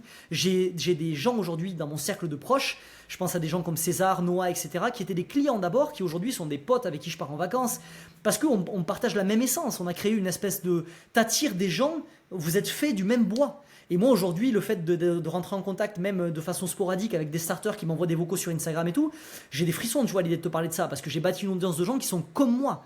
Et ça me fait hyper plaisir. Et en ça, je trouve que le fait de la niche c'est toi et être 100% vulnérable, il faut absolument tabler là-dessus. Crée du contenu en ligne, partage tes blessures, partage tes inadéquations, partage tes questionnements. Tu ne dois pas, quand tu crées une brand en ligne, mettre un masque et prétendre que tu es quelqu'un que personne ne peut mettre à terre, que tu es un titan, que tu as tout compris à ta problématique. Tu es un être humain, tu captes pas grand-chose, tu es juste quelques pas devant et tu lances une corde aux gens pour qu'ils puissent te suivre. Et à partir du moment où tu es capable tu as le courage de te montrer avec cette vulnérabilité, il n'y a plus de limite à ce que tu es capable d'accomplir avec ton business, tout en vivant une merveilleuse expérience humaine et en ayant un impact qui est retentissant. La marque personnelle, de toute façon on en parle à chaque fois, on y revient, mais à chaque fois c'est le personal branding, à quel point c'est puissant du coup pour créer on va dire, ce genre d'écosystème. Et justement alors, je voulais quand même aborder la partie plus business et plus on va dire ta partie personal brand, parce que dans le sens, comme on a parlé, tu as un modèle qui est quand même très très scalable, enfin ton produit en tant que tel, t'as aucun coût réplicable, c'est la définition d'un produit scalable, donc tu pourrais le vendre à l'infini, si aujourd'hui, à voir, on va dire, si tu refuses des gens, etc. Mais si, on va dire, il y a des millions de personnes qui veulent t'acheter ta formation, ils peuvent. Et du coup, de un, pourquoi tu fais pas que de l'acquisition? Et en fait, moi, à ta place, alors évidemment, je me doute que tu as quand même défini des contraintes qui sont par exemple 4 heures par jour, etc. Mais quand tu as un produit aussi scalable que ça, l'acquisition, c'est quand même ultra important, si c'est le plus important presque. Et du coup, actuellement, alors je sais même pas, de un, peut-être d'abord commencer par décrire tes sources d'acquisition, parce que du coup, je sais que tu as un podcast, tu as un compte Instagram. Je serais quand même curieux que tu nous expliques d'où viennent tes clients, les personnes qui te découvrent. Alors aujourd'hui je suis positionné sur, c'est simple, Instagram me sert à l'acquisition, globalement. C'est mon réseau qui m'apporte le plus, celui sur lequel je suis depuis 4 ans. Ensuite, j'ai La Vague, ma newsletter gratuite qui sert de conversion. Donc à nouveau, c'est un email par jour. Si je fais de la vente une fois par mois ou une fois tous les 2 mois, c'est déjà fort. La plupart du temps, c'est du contenu gratuit qui n'est pas pensé pour orienter nulle part. C'est vraiment une formation en ligne continue. Donc ça fait 4 ans maintenant et c'est ce pourquoi je suis connu. Donc ça c'est pour la conversion. Ensuite j'ai le podcast qui est pour l'autorité. Donc le podcast ça fait 3 ans maintenant que je l'ai. Et j'ai plus de 150 épisodes, c'est un podcast par semaine. Ensuite, je vais avoir LinkedIn pour le networking, c'est ce qui me donne mes meilleures opportunités professionnelles en termes de collaboration et tout ça, donc je me régale là-dessus. Et j'ai mon canal Telegram qui est pour un objectif d'exclusivité, donc c'est certaines personnes qui sont à l'intérieur. Donc Ouais. voilà aujourd'hui comment est construit mon tunnel. Et en plus, il me semble que t'as. Alors, c'est relatif, mais t'as pas tellement de personnes que ça à chaque fois sur ces canaux. Enfin, je me rends pas compte. Tes Non, newsletters, Telegram, Instagram, ça représente combien? c'est-à-dire chacun D'abonnés, par d'entre eux. exemple. Ouais, ouais, par exemple. Bon, juste quelque chose Chacun pour d'entre avoir eux. une idée. Sur ma newsletter, je dois être à 1005 à peu près. Sur mon Instagram, je dois être à 3005. Et sur mon Telegram, je dois être à 250. Mm. C'est Moi, ça. le truc qui met, le Ouais, truc qui met le plus de pastilles aux entrepreneurs avec qui je travaille, c'est quand on parle de mes chiffres et qu'ils voient la taille de ma communauté. vas-y. Parce que en fait, il y a une décorrélation totale. Parce que du fait de comment j'ai construit des choses et que, en fait, les gens, ça leur paraît toujours bizarre jusqu'à qu'ils comprennent que ça fait 4 ans que j'envoie un email par jour. Et à ce moment-là, ils comprennent comment on peut faire des lancements à 30K avec 1000 personnes dans sa boîte mail. Parce que quand ça fait 4 ans que tu donnes sans compter, les gens te font confiance.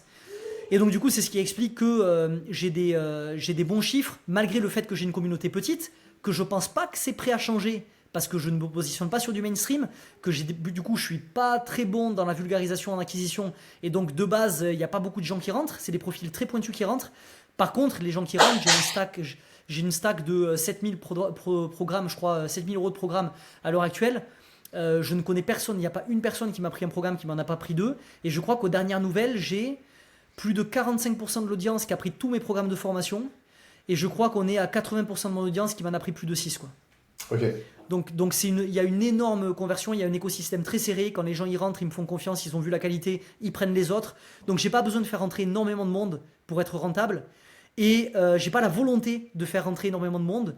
Parce que j'ai vu que quand j'ouvre les vannes, Alexandre aussi il en parle je crois, plus tes vannes sont ouvertes en acquisition, plus tu as de la perdition en conversion et vice-versa. Et moi, mon but, c'est de garder... Les gens qui rentrent, ils s'engagent pour ouvrir un email par jour. C'est pas tout le monde qui fait ça.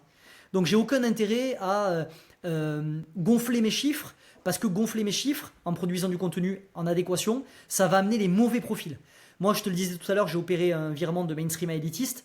Ma vision était devenir l'incubateur de productivité et de croissance personnelle, référence dans le milieu soloprenarial français, qui était une vision très général et du coup très mainstream, a forgé un bastion élite de libération de potentiel pour une légion de solopreneurs déterminés à exceller dans le jeu de la vie. Donc on est sur bastion, légion, élite, je ferme les vannes. Moi, si mon objectif, ma vision, c'est d'arriver à 3000, 4000. Si je suis à 3000, 4000, je ne bouge plus de là. Donc il faut toujours penser les chiffres et le contenu par le prisme, encore une fois, de mes règles du jeu. Ouais. Parce que justement, bah, tu as très bien répondu, parce qu'en fait, je voulais que tu ailles sur la partie nombre d'abonnés, slash, on va dire, tes résultats, parce qu'effectivement, moi, quand je t'avais découvert, je connaissais pas encore ce que tu faisais, et en fait, la première idée que j'ai, qui est du coup à chaque fois pas pertinente, c'est ah, bah, pas tellement d'abonnés au final, pour dire ce qu'il fait. Et c'est vrai qu'en fait, c'est vraiment la niche, et c'est ce qui a explosé maintenant. Alors, je sais plus si c'est Hormozy ou alors Iman Gadzhi, mais qui disait que si aujourd'hui il devait refaire quelque chose, ce serait une communauté ultra, ultra nichée, maximum genre 1000, 2000 personnes. Et du coup, tu vends des produits et tu deviens un expert dans cette niche. Alors, ça passe par YouTube, ça passe par plein d'autres réseaux. Mais ouais, enfin, les gens se rendent pas compte à quel point une communauté de niche qui est vraiment engagée, bah, quelques milliers de personnes, ça suffit amplement, quoi, en l'occurrence. Ok, je connaissais pas, je savais pas du tout qu'il avait dit ça, c'est intéressant. Bah, je C'est suis pas sûr intéressant. que, mais en tout cas, ça doit être quelqu'un du style. Ouais, mais je savais pas qu'il partageait même ne serait-ce que cette philosophie-là, et du coup, je trouve ça intéressant. Moi, c'est pas un choix que j'ai fait.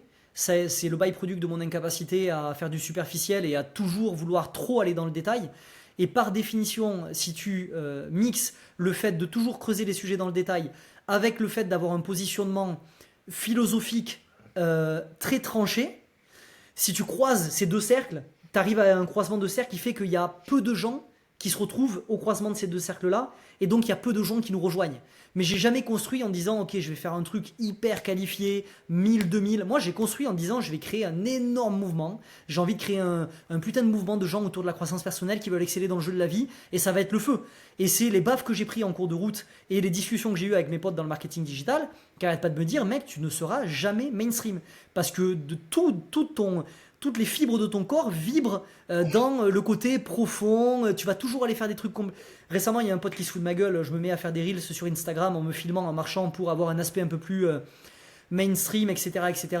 Et du coup, je commence en disant un truc du genre putain, je viens de capter un truc, faut que je te raconte. La phrase d'après, c'est prenons un raisonnement scientifique de base en 3 points. Et il m'envoie un message, il me dit mais tu te fous de ma gueule mec. Il me dit tu pars sur un truc mainstream et après tu arrives sur Instagram en disant prenons... Et en fait je ne fais pas gaffe. J'aime tellement... je pense que je fonctionne comme ça naturellement et j'aime tellement creuser les sujets que j'ai ce truc de... je creuse trop et donc il y a trop de freins à l'entrée. Et le byproduct négatif, c'est ça. C'est que j'arrive pas à parler à tout le monde. Ça crée des problèmes dans mon acquisition de leads. Et c'est le gros challenge de ma boîte. Même si c'est un problème et pas un problème parce que les gens sont qualifiés, c'est quand même par rapport à ce que je veux atteindre, il y a un challenge là. Et je suis trop souvent déconnecté des problématiques réelles des gens. Il faut que je me reconnecte à ça. Et puis, c'est un manque de compétences en termes de communication aussi. Et je devrais être capable de vulgariser. En fait, faut pas non plus se cacher sur le fait de se dire ah, j'aime tellement creuser les choses que j'arrive pas à parler aux gens. Non, c'est aussi que je suis une brêle en communication et que si je bossais plus, tu prends un type comme Feynman qui a inventé la méthode Feynman, tu prends sa conférence Six Easy Pieces, il t'explique la physique en l'espace de quelques minutes comme n'importe... C'est un gars qui est quand même... c'est un des gars qui a marqué l'histoire de la physique et il t'explique ça, un enfant de 5 ans peut le comprendre. Et lui, pourquoi? Ça veut dire quoi? Lui, il creuse pas les choses en profondeur. Non, il creuse les choses en profondeur, mais en plus de ça, c'est un crack en communication et en vulgarisation. Et moi, aujourd'hui, c'est ma grosse faille. Ouais. Bah écoute, justement, de toute façon, t'en as déjà confiance, t'en as déjà conscience, t'en as déjà parlé, parce que justement, j'allais te challenger en mode, est-ce qu'au final, tu dis ça parce que c'est aussi parfois compliqué d'être mainstream et de savoir comment le faire, là où du coup, j'y arrive pas du tout non plus. Mais bon, en l'occurrence, bah, tu as conscience en tout cas, parce que t'as dit, on va dire que tu voulais avoir, alors, 3-4 000 membres, du coup, je suppose, par exemple, en objectif. Effectivement, pour avoir ces membres, bah, il te faut peut-être plus d'abonnés dans ta newsletter, plus de personnes sur Instagram, parce que enfin, là pour le coup c'est mathématique, il n'y a pas beaucoup d'autres bypass, on va dire. C'est quoi tes plans, même si du coup tu n'es pas encore certain là-dessus, d'élargir ton audience, enfin, avoir plus de personnes qui te suivent, donc qui pourront acheter, tout en restant assez niché? C'est la merde, c'est la Ouais, merde, non, mais c'est ça mon plan. c'est pas une question précise, Du, je sais que c'est l'enfer, mais. Du coup, c'est des tests. En fait, c'est des tests qui sont hyper complexes parce que tu dois toujours trouver le juste milieu entre faire du contenu qui est top of funnel, mais faire du contenu qui est pas trop top of funnel sur des plateformes top of funnel pour que les gens saisissent quand même qu'il y a un truc derrière qui capte ta vibe et qui décide de rejoindre euh, en fonction de ta vibe et non pas en fonction du type de contenu que tu as créé. C'est hyper complexe. Je fais plein de tests sur Instagram. J'essaie de vulgariser à fond là-bas. Et j'essaie de construire des tunnels de qualification via la vague une fois qu'ils rejoignent dedans, ou dans mes lead magnets. Mes lead magnets, tu rejoins mon lead magnet, ma formation gratuite 21+1 arme anti-procrastination. Tu as 2 heures de contenu déjà où tu comprends la vibe qu'il y a derrière, tu comprends mon énergie, tu comprends de quoi il va s'agir. Donc si tu décides de ne pas continuer, tu vas le décider dès ce niveau-là. Ma séquence d'introduction que j'ai construite également dans la newsletter, elle est construite pour décourager les gens au début. C'est quelque chose d'assez long, on pose beaucoup de concepts. Donc si jamais tu es découragé, tu vas sortir à ce niveau-là. Donc j'essaie pour le moment, mon meilleur guess, mais alors je me base sur rien, c'est d'attirer beaucoup de monde sans non plus faire du contenu trop junk content, quoi. Ouais, je Mais vois. attirer assez de monde au début et mettre un énorme filtre dans la séquence d'initialisation pour que les gens se disent oh, attends, finalement c'est pas pour ça que je suis rentré, ou alors ah ben typiquement c'est ça que je voulais. Et ensuite de varier les contenus. Je vais avoir des contenus qui vont être très top of funnel, je vais contraster avec des carousels parce que je suis sur Instagram où ça va aller très en profondeur sur un sujet, mes stories elles vont aller très en profondeur sur un sujet, les gens qui rentrent sur mon compte Instagram, j'ai une stratégie de story qui renvoie systématiquement vers mon blog c'est Lightiverse, il a été pensé pour que tu rebondisses d'un article à l'autre et du coup tu vois l'expertise qu'il y a dedans, donc j'essaie je patine dans la semoule, j'en ai aucune idée de ce que je fais mais je teste. Ok. Et justement, toi qui as testé, on va dire, beaucoup de sujets, je suis quand même très très surpris quand je t'ai pas vu sur YouTube. Parce qu'on voit, c'est typiquement la niche un peu des infopreneurs, productivité ou même infopreneurs en général qui sont sur YouTube. C'est quand même en train d'exploser. Tes podcasts, par exemple, je ne les pas sur YouTube. T'as pas de vidéo sur YouTube. J'ai tapé ton nom sur YouTube. Alors je tombe sur le podcast d'Alec Henry et peut-être d'autres autres podcasts. Mais t'as pas, on va dire, ton contenu à toi. Est-ce que c'est un choix? Alors je suppose que oui. Et je suis quand même curieux de l'entendre parce que de ce que je pourrais penser, YouTube c'est quand même un des canaux qui pourrait être très très pertinent pour toi. Ouais, c'est un choix. Moi, je me marre parce que je pense à certains collègues qui vont peut-être regarder ce truc-là et qui vont me dire ah, je te l'avais dit, je te l'ai dit. Donc, moi, je me fais tanner H24 par des collègues entrepreneurs qui me disent qu'est-ce que tu fous, va sur YouTube, pourquoi t'es pas là-bas, etc. Ma réponse, elle est très simple en fait. C'est que je ne nie pas le potentiel de YouTube aujourd'hui. C'est juste que, en fonction de mes règles du jeu, je ne peux pas aller là-bas. il y a deux choses qui sont incompatibles par rapport à mes règles du jeu avec YouTube. Premièrement, c'est ma valeur, on va commencer par celle qui est la moins prévisible, mais qui est ma valeur de fun. Je hais être derrière une caméra, être en train de parler, ça me sort par les yeux. Il faut dire qu'aujourd'hui, malgré l'amour que j'ai pour mon boulot, les journées où je dois tourner des formations, c'est les pires journées de ma semaine. Quand j'ai une caméra braquée sur moi, ça me saoule, mais à une intensité, je te dis pas. Et on y reviendra parce que c'est pas juste un choix de confort, je pense que c'est un choix stratégique du coup. Et deuxièmement, cette optique de liberté, je te le disais tout à l'heure, moi je veux pouvoir tout créer avec un clavier, une souris, un ordinateur. Je veux pas d'éclairage, je veux pas me trimballer avec du matos, même si je sais qu'il peut avoir des setups minimalistes. Je veux pas avoir à me soucier du décor qu'il y a derrière, je veux pas avoir à faire tout ça. Je prends pas de plaisir, je me sens contraint dans ma liberté. Mes idoles, les gens que je regarde le plus, sont des gens qui fonctionnent à l'écrit. Moi, je suis un grand fan de George Mac, de Gordon Walbogal, de Graham, de tous ces gens-là, qui sont des gens... Moi, je suis fasciné par l'écrit. J'adore les intellectuels qui mettent leurs pensées par écrit. Je suis pas trop dans la vibe YouTube. Je suis très peu de YouTubeurs. J'aime pas trop regarder des vidéos sur YouTube. Il n'y a pas de YouTubeurs qui m'inspirent. Donc, je m'identifie pas non plus et j'ai pas de mimétisme par rapport à ça. Et pour revenir sur le fun et clôturer là-dessus, c'est important parce que je sais que demain... Et n'ayant pas d'appétence pour YouTube, j'arrive sur YouTube, je me fais désosser. Parce que je vais me faire désosser avec tous les gens et les potes auxquels je pense, qui adorent YouTube, qui ne jurent que par YouTube. Et quand eux, ils vont arriver en shot de dopamine en train de tourner leurs vidéos, moi, je vais traîner des pieds et ça va se sentir tôt ou tard. Donc je pense que les plateformes qui sont objectivement bonnes à un instant T, en fonction du potentiel qu'elles ont, peuvent devenir subjectivement mauvaises si les gens y vont en traînant des pieds. Et je préfère être quelqu'un d'excellent et de motiver sur une plateforme qui a moins de potentiel que quelqu'un qui traîne des pieds sur une plateforme qui en a beaucoup. Et ce qui explique que je suis pas sur YouTube. Ok, bah écoute, là, j'ai rien à ajouter, hein. Je pense que tu as très bien répondu. Mais du coup, pour le podcast, ça, tu supportes le fait d'avoir une caméra qui te filme actuellement et d'en parler? Donc là, ouais, écoute, ça fait partie c'est une balance coût-bénéfice, hein. On est sur le bénéfice de discuter avec des gens intéressants, d'avoir du levier et de parler de tout ça.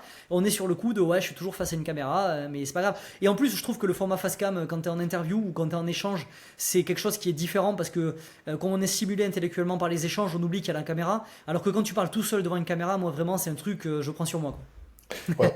D'ailleurs, je pense que personne ne regarde. D'ailleurs, si vous êtes en commentaire et que vous regardez les vidéos, dites-le moi parce que je vois pas qui regarde en l'occurrence la vidéo.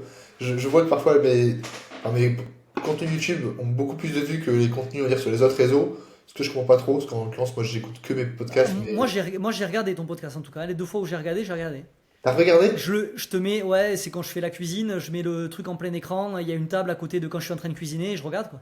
Ok, ah ok, ouais, dans ce cas-là, ok, ouais, ok. En faisant autre chose, c'est vrai que ça c'est pertinent. Ok. Bah écoute, en tout cas, merci beaucoup, c'est vrai que c'est super intéressant. Il y a une question non, j'aimerais te poser, c'est plus sur ta vie perso, tu as dit que tu en parlais un petit peu. Actuellement, du coup, tu peux plus ou moins vivre où tu veux et du coup, tu respectes la fameuse 4 heures de travail. Pour beaucoup de gens qui nous écoutent et qui taffent forcément plus, 4 heures de travail, c'est quand même pas énorme, mais ça te laisse tellement. Enfin, moi, ça me fait rêver, tu vois. Genre, tu as vraiment 4 heures de travail, tu as tellement d'heures à côté pour faire ça. Et juste actuellement, je sais même pas ôter ce que tu fais, mais ça ressemble quoi, on va dire, typiquement. Alors, je suppose que tu n'as pas de semaine ou de mois typique, mais comment tu vis actuellement? C'est très très large comme question, mais ça m'intéresse. Alors comment je vis? Ouais, c'est assez large. Moi j'habite dans le Pays Basque. Du coup j'habite dans le Pays Basque. J'ai... par quel angle tu veux que je prenne la question? Non, mais pourquoi je te demande? Parce que tu disais que tu faisais beaucoup de voyages, etc., et que tu avais beaucoup de temps. Tu voyages Alors moi souvent ou pas forcément? Non, pas forcément, je voyage pas forcément souvent parce que je suis pas quelqu'un qui a le virus du voyage. Moi voilà comment je fonctionne. J'ai des voyages que je fais dans l'année, ils sont prévus au début de mon année, je fonctionne en sprint.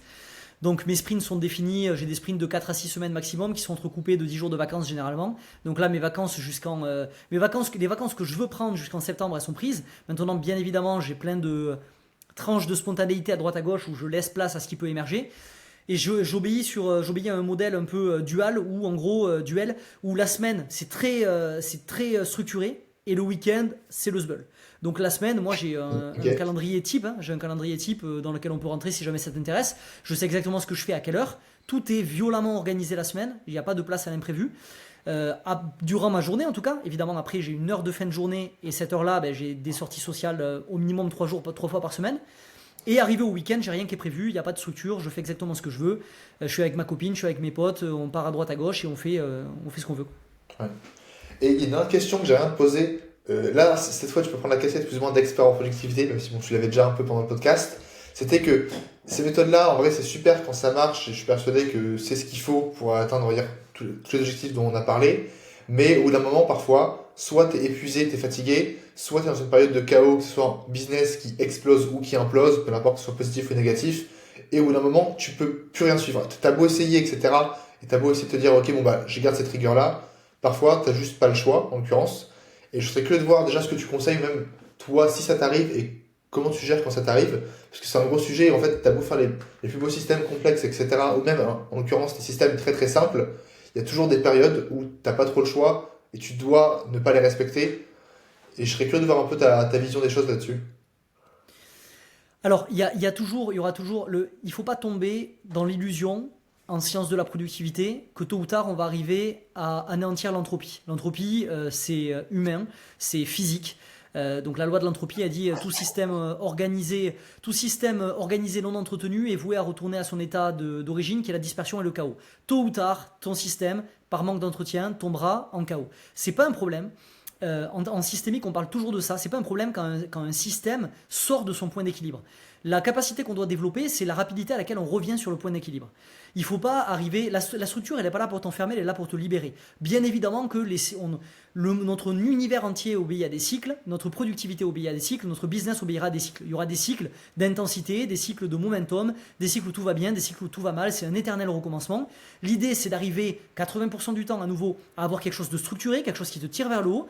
Quand les aléas inévitables de la vie vont arriver et l'entropie va te smatcher le museau, il faut que tu te réorganises tout simplement. Tu essayes de revenir le plus rapidement possible au point d'équilibre. Et c'est intéressant que tu me parles de ça en faisant le contraste avec la journée de 4 heures, parce que j'ai créé une ressource sur le sujet qui est sur mon blog sur la journée de 4 heures, qui a un très long article, un manifeste. Et dans ce manifeste, on parle de la notion de cycle pour expliquer que la journée de 4 heures, elle fonctionne 80% du temps. Tu vas rentrer à des moments dans des cycles d'intensité où tes journées, ça va être 8 heures, 9 heures, etc. Parce que tu es dans un momentum, dans un élan créatif. Pendant que je travaillais sur l'Odyssée, mon world building, j'ai dû me faire des journées parfois à 6 heures, 7 heures. Je n'étais pas dans la journée de 4 heures parce que mon élan créatif, mon enthousiasme me poussait vers ça. Et quand je suis arrivé à ce livrable final, je l'ai standardisé, je suis revenu à mon état d'origine. Quand on regarde sur l'année, j'ai fait mon bilan 2024 sur mon blog aussi, qui est un document énorme, j'en ai fait un épisode podcast si les gens sont intéressés, où vraiment j'épie en détail tout ça. Quand on regarde mon nombre d'heures, c'est 900 et quelques, ça fait 20 heures par semaine. Quand on regarde par mois, j'ai des mois à 30 heures et j'ai des mois à 120 heures. Parce qu'il y a des mois qui étaient marqués par une grosse intensité et des mois qui l'étaient moins. Donc il ne faut pas traiter l'être humain comme une machine. On n'est pas une machine. On utilise des systèmes qui ont pour but de soutenir notre performance. La puissance d'un système est corrélée à sa capacité à s'adapter aux différents cycles dans lesquels tu t'insères avec ta vie. Un bon système, ce n'est pas un système qui te force à performer H24 même dans les moments où tu n'es pas censé performer comme ça. Un bon système, c'est un système qui est à ton écoute. C'est un système qui te permet de carburer quand tu es dans une phase de up. C'est un système qui te permet de te reposer quand tu es dans une phase de down. Cette écoute personnelle, cette connexion avec soi, c'est une composante qui est essentielle en termes de productivité. Sinon, tu exploses en plein vol. Le burn-out, c'est le game over entrepreneurial. On sait aujourd'hui en neurosciences qu'on ne se remet jamais vraiment d'un burn-out. Tu grilles des neurones qui ne reviendront jamais. Le burn-out, c'est l'ennemi à abattre. Il ne faut vraiment pas tomber dedans. Et pour ça, il faut s'écouter. Donc si une semaine, tu ne peux pas être sur la journée de 4 heures, va pas te mettre une pression de fou, une culpabilité de fou, à te dire mes systèmes c'est de la merde, il y a tout qui s'effondre, je ne peux plus travailler 4 heures. C'est normal, tu es en train de traverser une phase de chaos. Il y en aura d'autres. Prends de la hauteur, respire, réévalue les variables, refais un plan stratégique, essaye de retourner le plus rapidement possible au point d'équilibre, et puis passe à autre chose. Ok, ultra intéressant. Et dernier point hier, sur lequel j'aimerais me poser une rapide question, c'est le fait de dire que le piège parfois que tu as, c'est écouter des personnes qui sont beaucoup plus avancées que toi. Dans le sens, Jeff Bezos, qui est milliardaire, ce qu'il va me dire, c'est que pour être successful, il faut que je dorme 10 heures par nuit, que je prenne les meilleures décisions possibles et que je lise des livres. Ce qui est effectivement le cas, et je pense que c'est que comme ça que tu peux t'améliorer. Mais en soi, quand tu commences, je sais pas, si tu veux faire le fameux 0 à 1, je sais pas, de 0 à 1000 euros par mois sur Internet, par exemple, bah, tu dois casser tous ces codes-là, parce qu'en fait, il faut juste que tu hustles de ouf, parce que tu es tout seul et tu dois get things done, tu dois les faire. Et en fait, à quel point tu mets le curseur et comment toi tu l'as fait dans ton expérience, parce que je suppose que t'as pas bossé 4 heures par jour toute ta life, que genre là, t'en es venu à faire ça. Et en fait, à partir de quel moment tu te dis, alors ça, du coup, c'est plus psychologique et tu te poses la question de qu'est-ce que je veux et à partir de quand je considère ça comme assez, entre guillemets, et dans le sens, là, je pourrais me dire que je stabilise ce que je fais et je m'arrête à 4 heures, mais en fait, j'ai pas envie, j'en ai tout à fait plus. Mais du coup, comment tu définis ça et À quel moment tu te dis, ok, bon là, je peux me tenter la semaine enfin, même pas la semaine, la journée de 4 heures en l'occurrence. Tu sens qu'encore une fois, c'est une question de connaissance de soi. Ouais, c'est ça. Être sur la journée de 4 heures, être sur la journée de 4 heures, ça veut pas dire pas scaler. Moi, ma boîte, elle est en scaling depuis 4 ans et je travaille. Alors, en effet, je n'ai pas toujours travaillé 4 heures par jour, tout simplement parce que pendant un moment, j'étais en double activité. Donc, j'avais plus des semaines à 70 heures que des semaines à 4 Ok. heures, à 20 heures. Maintenant, depuis que je suis à 100% sur ma boîte, je suis sur des journées de 4 heures. Si demain je veux aller enregistrer une percée beaucoup plus rapidement, je vais faire quelques heures supplémentaires avant de revenir à mon état d'équilibre. Ce qui est sûr, c'est que deux choses. Premièrement, tout entrepreneur qui te dit comment il a réussi te partage ses tickets gagnants de loterie. T'en sais rien, s'il faut, t'aurais fait différemment et ça aurait marché, et t'aurais fait comme lui, ça aurait pas marché. Deuxièmement, attention au biais du survivant, c'est pas parce que Jeff Bezos il est arrivé comme ça que ça veut dire que tu vas y arriver aussi. Troisièmement, regarde pas ce que font les gens quand ils sont au top, regarde ce qu'ils font en effet quand ils étaient dans le charbon, dans la tranchée, en train d'en chier pour faire décoller une boîte comme Amazon. À ce moment-là, comme tu dis, je pense pas qu'il était dans le même délire. Donc moi je pense qu'il faut garder ce contact avec soi, il faut se fixer des limites libératrices, jusqu'à combien d'heures par journée je me sens de monter, à quelle heure je commence ma journée, à quelle heure je termine ma journée, est-ce que je travaille le week-end ou pas, sous quelles conditions, toutes ces questions d'ordre philosophique, on doit se les poser avant de se lancer. Parce qu'il y a de fortes chances que notre business va finir par tout aspirer dans notre vie si on ne lui met pas une corde autour du cou dès le début. Parce qu'on est passionné par ce qu'on fait, parce que beaucoup d'entre nous sont drivés par des blessures, donc on est drivé par notre démon, notre blessure d'insécurité, notre blessure d'insuffisance, la sensation de devoir prouver des choses à papa, à maman, à nos potes, à ceux qui nous ont bisuté quand on était petits, etc., qui nous ont jamais pris au sérieux, tout ça. Tout ça, c'est des forces qui sont hyper puissantes à l'intérieur de nous. C'est un carburant noir, un carburant qui nous permet d'avancer, mais qui est toxique sur le long terme. Donc il faut qu'on le canalise au début. On peut s'en servir, mais fixons-nous des limites. Ok, je veux scaler ma boîte. Je m'autorise à aller jusqu'à 6 heures par jour. Je prends tous mes week-ends. Je commence mes journées à 8 heures. Je finis mes journées à telle heure.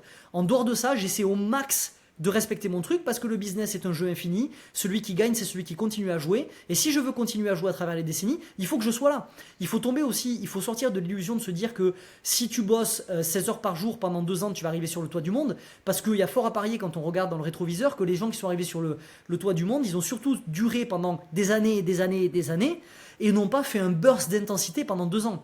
Et si tu veux être capable de durer sur des années, il faut que tu aies un rythme que tu es capable de tenir sur la décennie.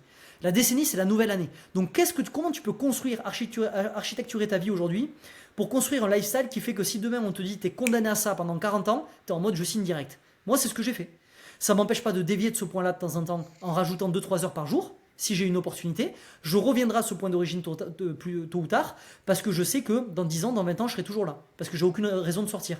Et sur le long terme, je suis sûr de gagner, parce que ça fait juste 4 ans que je suis là, bientôt 5, et j'en ai vu des gens partir, des gens qui étaient là pour changer la face du monde et pour être le nouveau Jeff Bezos. Je ne sais plus où ils sont aujourd'hui, il n'y a plus de compte Instagram, ils sont plus là, leur site est down, c'est terminado. Et donc du coup, le but, c'est vraiment de durer sur la longueur, à mon sens en tout cas, surtout quand on est passionné par ce qu'on fait. La décennie et la nouvelle année. Je trouve ça intéressant à l'heure où tout le monde va aller plus vite et à l'inverse, où tout le monde pense que les années peuvent se faire en quelques jours. Je trouve ça intéressant. Ok. Ralentir. Ton cerveau, il génère de la dopamine quand il a une destination où aller et quand il est en train d'y aller. C'est ce qu'on sait aujourd'hui en neurosciences. Ça veut dire qu'il y a deux choses. Tout le monde comprend la nécessité de se fixer une destination. Et ça, c'est facile à comprendre. Mais personne ne comprend ce qu'implique le deuxième point, qui est qu'on génère des shots de dopamine quand on est en train d'aller quelque part. Ça suppose que si tu veux maximiser ton bonheur et tu veux t'optimiser pour ton bonheur, la chose la plus intelligente que tu as à faire, c'est de ralentir ton arrivée à l'objectif. Parce que si tu génères des shots de dopamine et du bonheur pendant que tu es en train d'y aller, tu n'as aucun intérêt à arriver à te dire ok, en 6 mois je plie tout. Essaye de construire quelque chose, des milestones qui sont espacés et faire en sorte d'étaler ton arrivée à l'objectif. Je ne sais plus si c'était Yomi qui en parlait, mais c'était un grand entrepreneur qui parlait de ça, qui disait moi, si on m'avait dit au début, tu claques des doigts aujourd'hui et tu as 1 million avec 100 000 de MRR, mais je me serais tiré une balle. Je serais en mode mais non, mais j'ai pas envie de demain que tu claques des doigts. Moi demain tu me dis tous mes projets, je claque des doigts, ils sont atteints avec la TDS, tout ce que je veux matérialiser dans les prochaines années, je ne signe pas. Ce que je kiffe, c'est qui je vais devenir en construction de ça. Et cette logique à mon sens de se sentir comme acculé ou comme être en train d'accélérer parce qu'il y a quelque chose qui nous rattrape derrière, duquel il faut qu'on fuit, je pense que c'est une logique qui n'est pas totalement saine et qui est une logique qui mérite à minima d'explorer le pourquoi du comment, quoi. Quand j'étais petit, j'avais vraiment peur de gagner au loto. Alors, ça n'a aucun sens parce que je jouais même pas au loto, mais exactement pour la raison dont tu as cité, j'avais peur d'atterrir à l'arrivée si jamais tu juges que l'arrivée c'est un point de vue monétaire, parce que du coup, c'est même pas une question de mérite, parce que le mérite c'est encore un autre sujet, mais C'est vrai que savoir que le bonheur et l'accomplissement est dans la quête, c'est le truc le plus bidon que tu peux dire, etc. Mais c'est tellement vrai et surtout c'est tellement dur de le vivre parce que tu te dis ça et en fait bah, tu peux te dire ok bon bah au lieu de faire des journées de 8 heures du coup bah, je vais prendre peut-être 2 fois plus de temps et je vais faire des journées de 4 heures mais je serai peut-être plus heureux. Et du coup après tu peux te dire ok je fais pareil, je fais 2 heures par jour etc. C'est toujours le curseur qui est compliqué en sens je pourrais littéralement prendre l'objectif que j'ai le mois prochain et peut-être mettre 10 ans à y arriver. Pas sûr que je sois moins heureux on va dire mais il faut quand même que je m'écoute. Enfin bref c'est un sujet qui est super intéressant, super vaste. Mais en tout cas merci parce que... C'est un sujet qui est. Ouais vas-y. Excuse-moi, je te coupe, mais si jamais les gens, on le mettra peut-être dans la description, mais si jamais les gens veulent creuser le sujet, j'ai un article sur mon blog sur le modèle de la journée de 4 heures, notamment parce qu'il y a toute une partie qui est dédiée aux justifications scientifiques de ce modèle, à tous les gens qui ont fait ça. Danko a toujours travaillé 4 heures par jour, Justin Welch est Ouais. sur un modèle de 4 heures par jour, Albert Einstein, des mathématiciens très connus également, comme Henri Poincaré, etc. Beaucoup de gens comme Charles Darwin n'ont jamais travaillé plus de 4 heures par jour. On s'est fait matrixer la gueule, il faut que je place quand même ce message-là avant de quitter Vas-y. cette interview. On s'est fait matrixer la gueule par la société post-industrielle, à penser que finalement 8 heures par jour c'était la norme. En productivité évolutionniste, on sait aujourd'hui que jamais dans l'histoire de l'humanité l'être humain a travaillé 8 heures par jour avant la révolution industrielle. Donc ça fait quand même pour le 99,9% de l'histoire de l'humanité, sachant que ça fait 200 000 ans que notre cerveau n'a quasiment pas bougé. En 100 ans, on a eu l'avènement du portable, du téléphone, d'internet et tout, mais on a toujours le cerveau de nos ancêtres du paléolithique. Donc notre cerveau est programmé pour fonctionner comme eux. Jamais dans l'histoire de l'humanité on a travaillé 8 heures par jour. Donc on s'est fait complètement brainwasher, on a grandi là-dedans. Penchons-nous sur qu'est-ce qui s'est passé avant. On pourra trouver sur la ressource que je partagerai sur le blog pour comprendre à quel point aujourd'hui, ce qui est naturel, c'est de revenir à travailler 4 heures par jour. Et pour taper ton point de se dire ah ouais mais une fois que je suis à 4 heures, est-ce que je ne viendrai pas à 2 heures? On peut se poser la question. Il y a un quota en deçà duquel tu te sens plus aligné. Le but, c'est pas d'enlever le travail de notre vie. Le travail, ça nous fait sentir bien, épanoui, on kiffe ce qu'on fait. Donc, en deçà d'un certain volume horaire, dans tous les cas, on est en mode putain, mais j'ai envie de travailler. Moi, ça m'arrive d'avoir envie de travailler, de me dire on est le week-end, j'ai envie de travailler, tu vois. Donc, je pense que on baissera jamais énormément en tant que passionné. Et pour clôturer sur cette question de bonheur, qui est l'ultime indicateur de succès, en fait, on cherche tous ça. Si demain je te dis ta boîte, elle est là où tu veux, tes relations, si demain je te dis je claque des doigts, ta vie, c'est exactement ce que tu veux, mais t'es pas heureux jusqu'à la fin de ta vie. Ou tu claques des doigts, t'es heureux et t'auras rien de tout ce que tu convoites, Valentin, jusqu'à la fin de ta vie. Qu'est-ce que tu vas choisir? C'est l'ultime question. Chris Williamson, il parle par rapport à ton histoire du loto que je trouve excellente. Il dit aujourd'hui, si t'es fils de millionnaire, t'es fucked. Parce que si tu deviens pas millionnaire à ton tour, on te chie dessus en disant que t'es un fils à papa et que t'es nul. Et si tu deviens millionnaire, on va te dire que t'es un fils à papa et tu mérites rien parce que t'as grandi avec une cuillère dans la bouche. Donc on t'a volé le kiff de dire j'ai bâti tout ça. Et c'est ce qu'on cherche aujourd'hui. N'accélère pas pour faire une licorne en 2 ans ou quoi que ce soit, sauf si tu es dans le milieu de la startup et que c'est ton ambition. Mais quand tu as un business en ligne, arrête d'essayer d'accélérer pour arriver à ton objectif. Kiffe le fait que tu es en train de bâtir chaque jour, tu es en train de poser une pierre, et en même temps que tu poses cette pierre, tu deviens la personne que tu es censé être ou que tu as envie d'être. C'est ce chemin-là qui fait kiffer. Donc ça sert à rien d'essayer d'accélérer, au détriment de sa santé en plus. Écoute, j'ai rien à ajouter. Franchement, merci beaucoup. Au-delà en plus de tout la connaissance et l'apprentissage que tu as partagé, et surtout de l'inspiration, parce que c'est un peu l'objectif de ce podcast également, c'est de s'inspirer de personnes qui font des choses qu'on n'a pas encore faites, c'est que tu remets un peu en cause forcément le statu quo, etc. Et tu remets en cause aussi beaucoup de discussions que j'ai eues avec d'autres entrepreneurs qui ne sont pas forcément dans ce mindset-là, parce que c'est pas évident, et enfin moi aussi. Évidemment, je suis d'accord avec toi sur le papier, ce qui est compliqué, c'est que demain, tu vois, j'ai pas envie de m'arrêter à midi, tu vois. Enfin, il y a toujours évidemment dans la réalité beaucoup, beaucoup plus de choses. Mais en tout cas, ce qui est ultra appréciable, c'est que tu as. Enfin, en tout cas, je parle, on dira, d'après ma personne, après je vous laisse en commentaire me dire ce que vous en avez pensé. Mais ça a remis quand même pas mal de choses en question sur la manière de voir, pas forcément le succès, le travail, la productivité, etc. Donc je trouve ça super intéressant.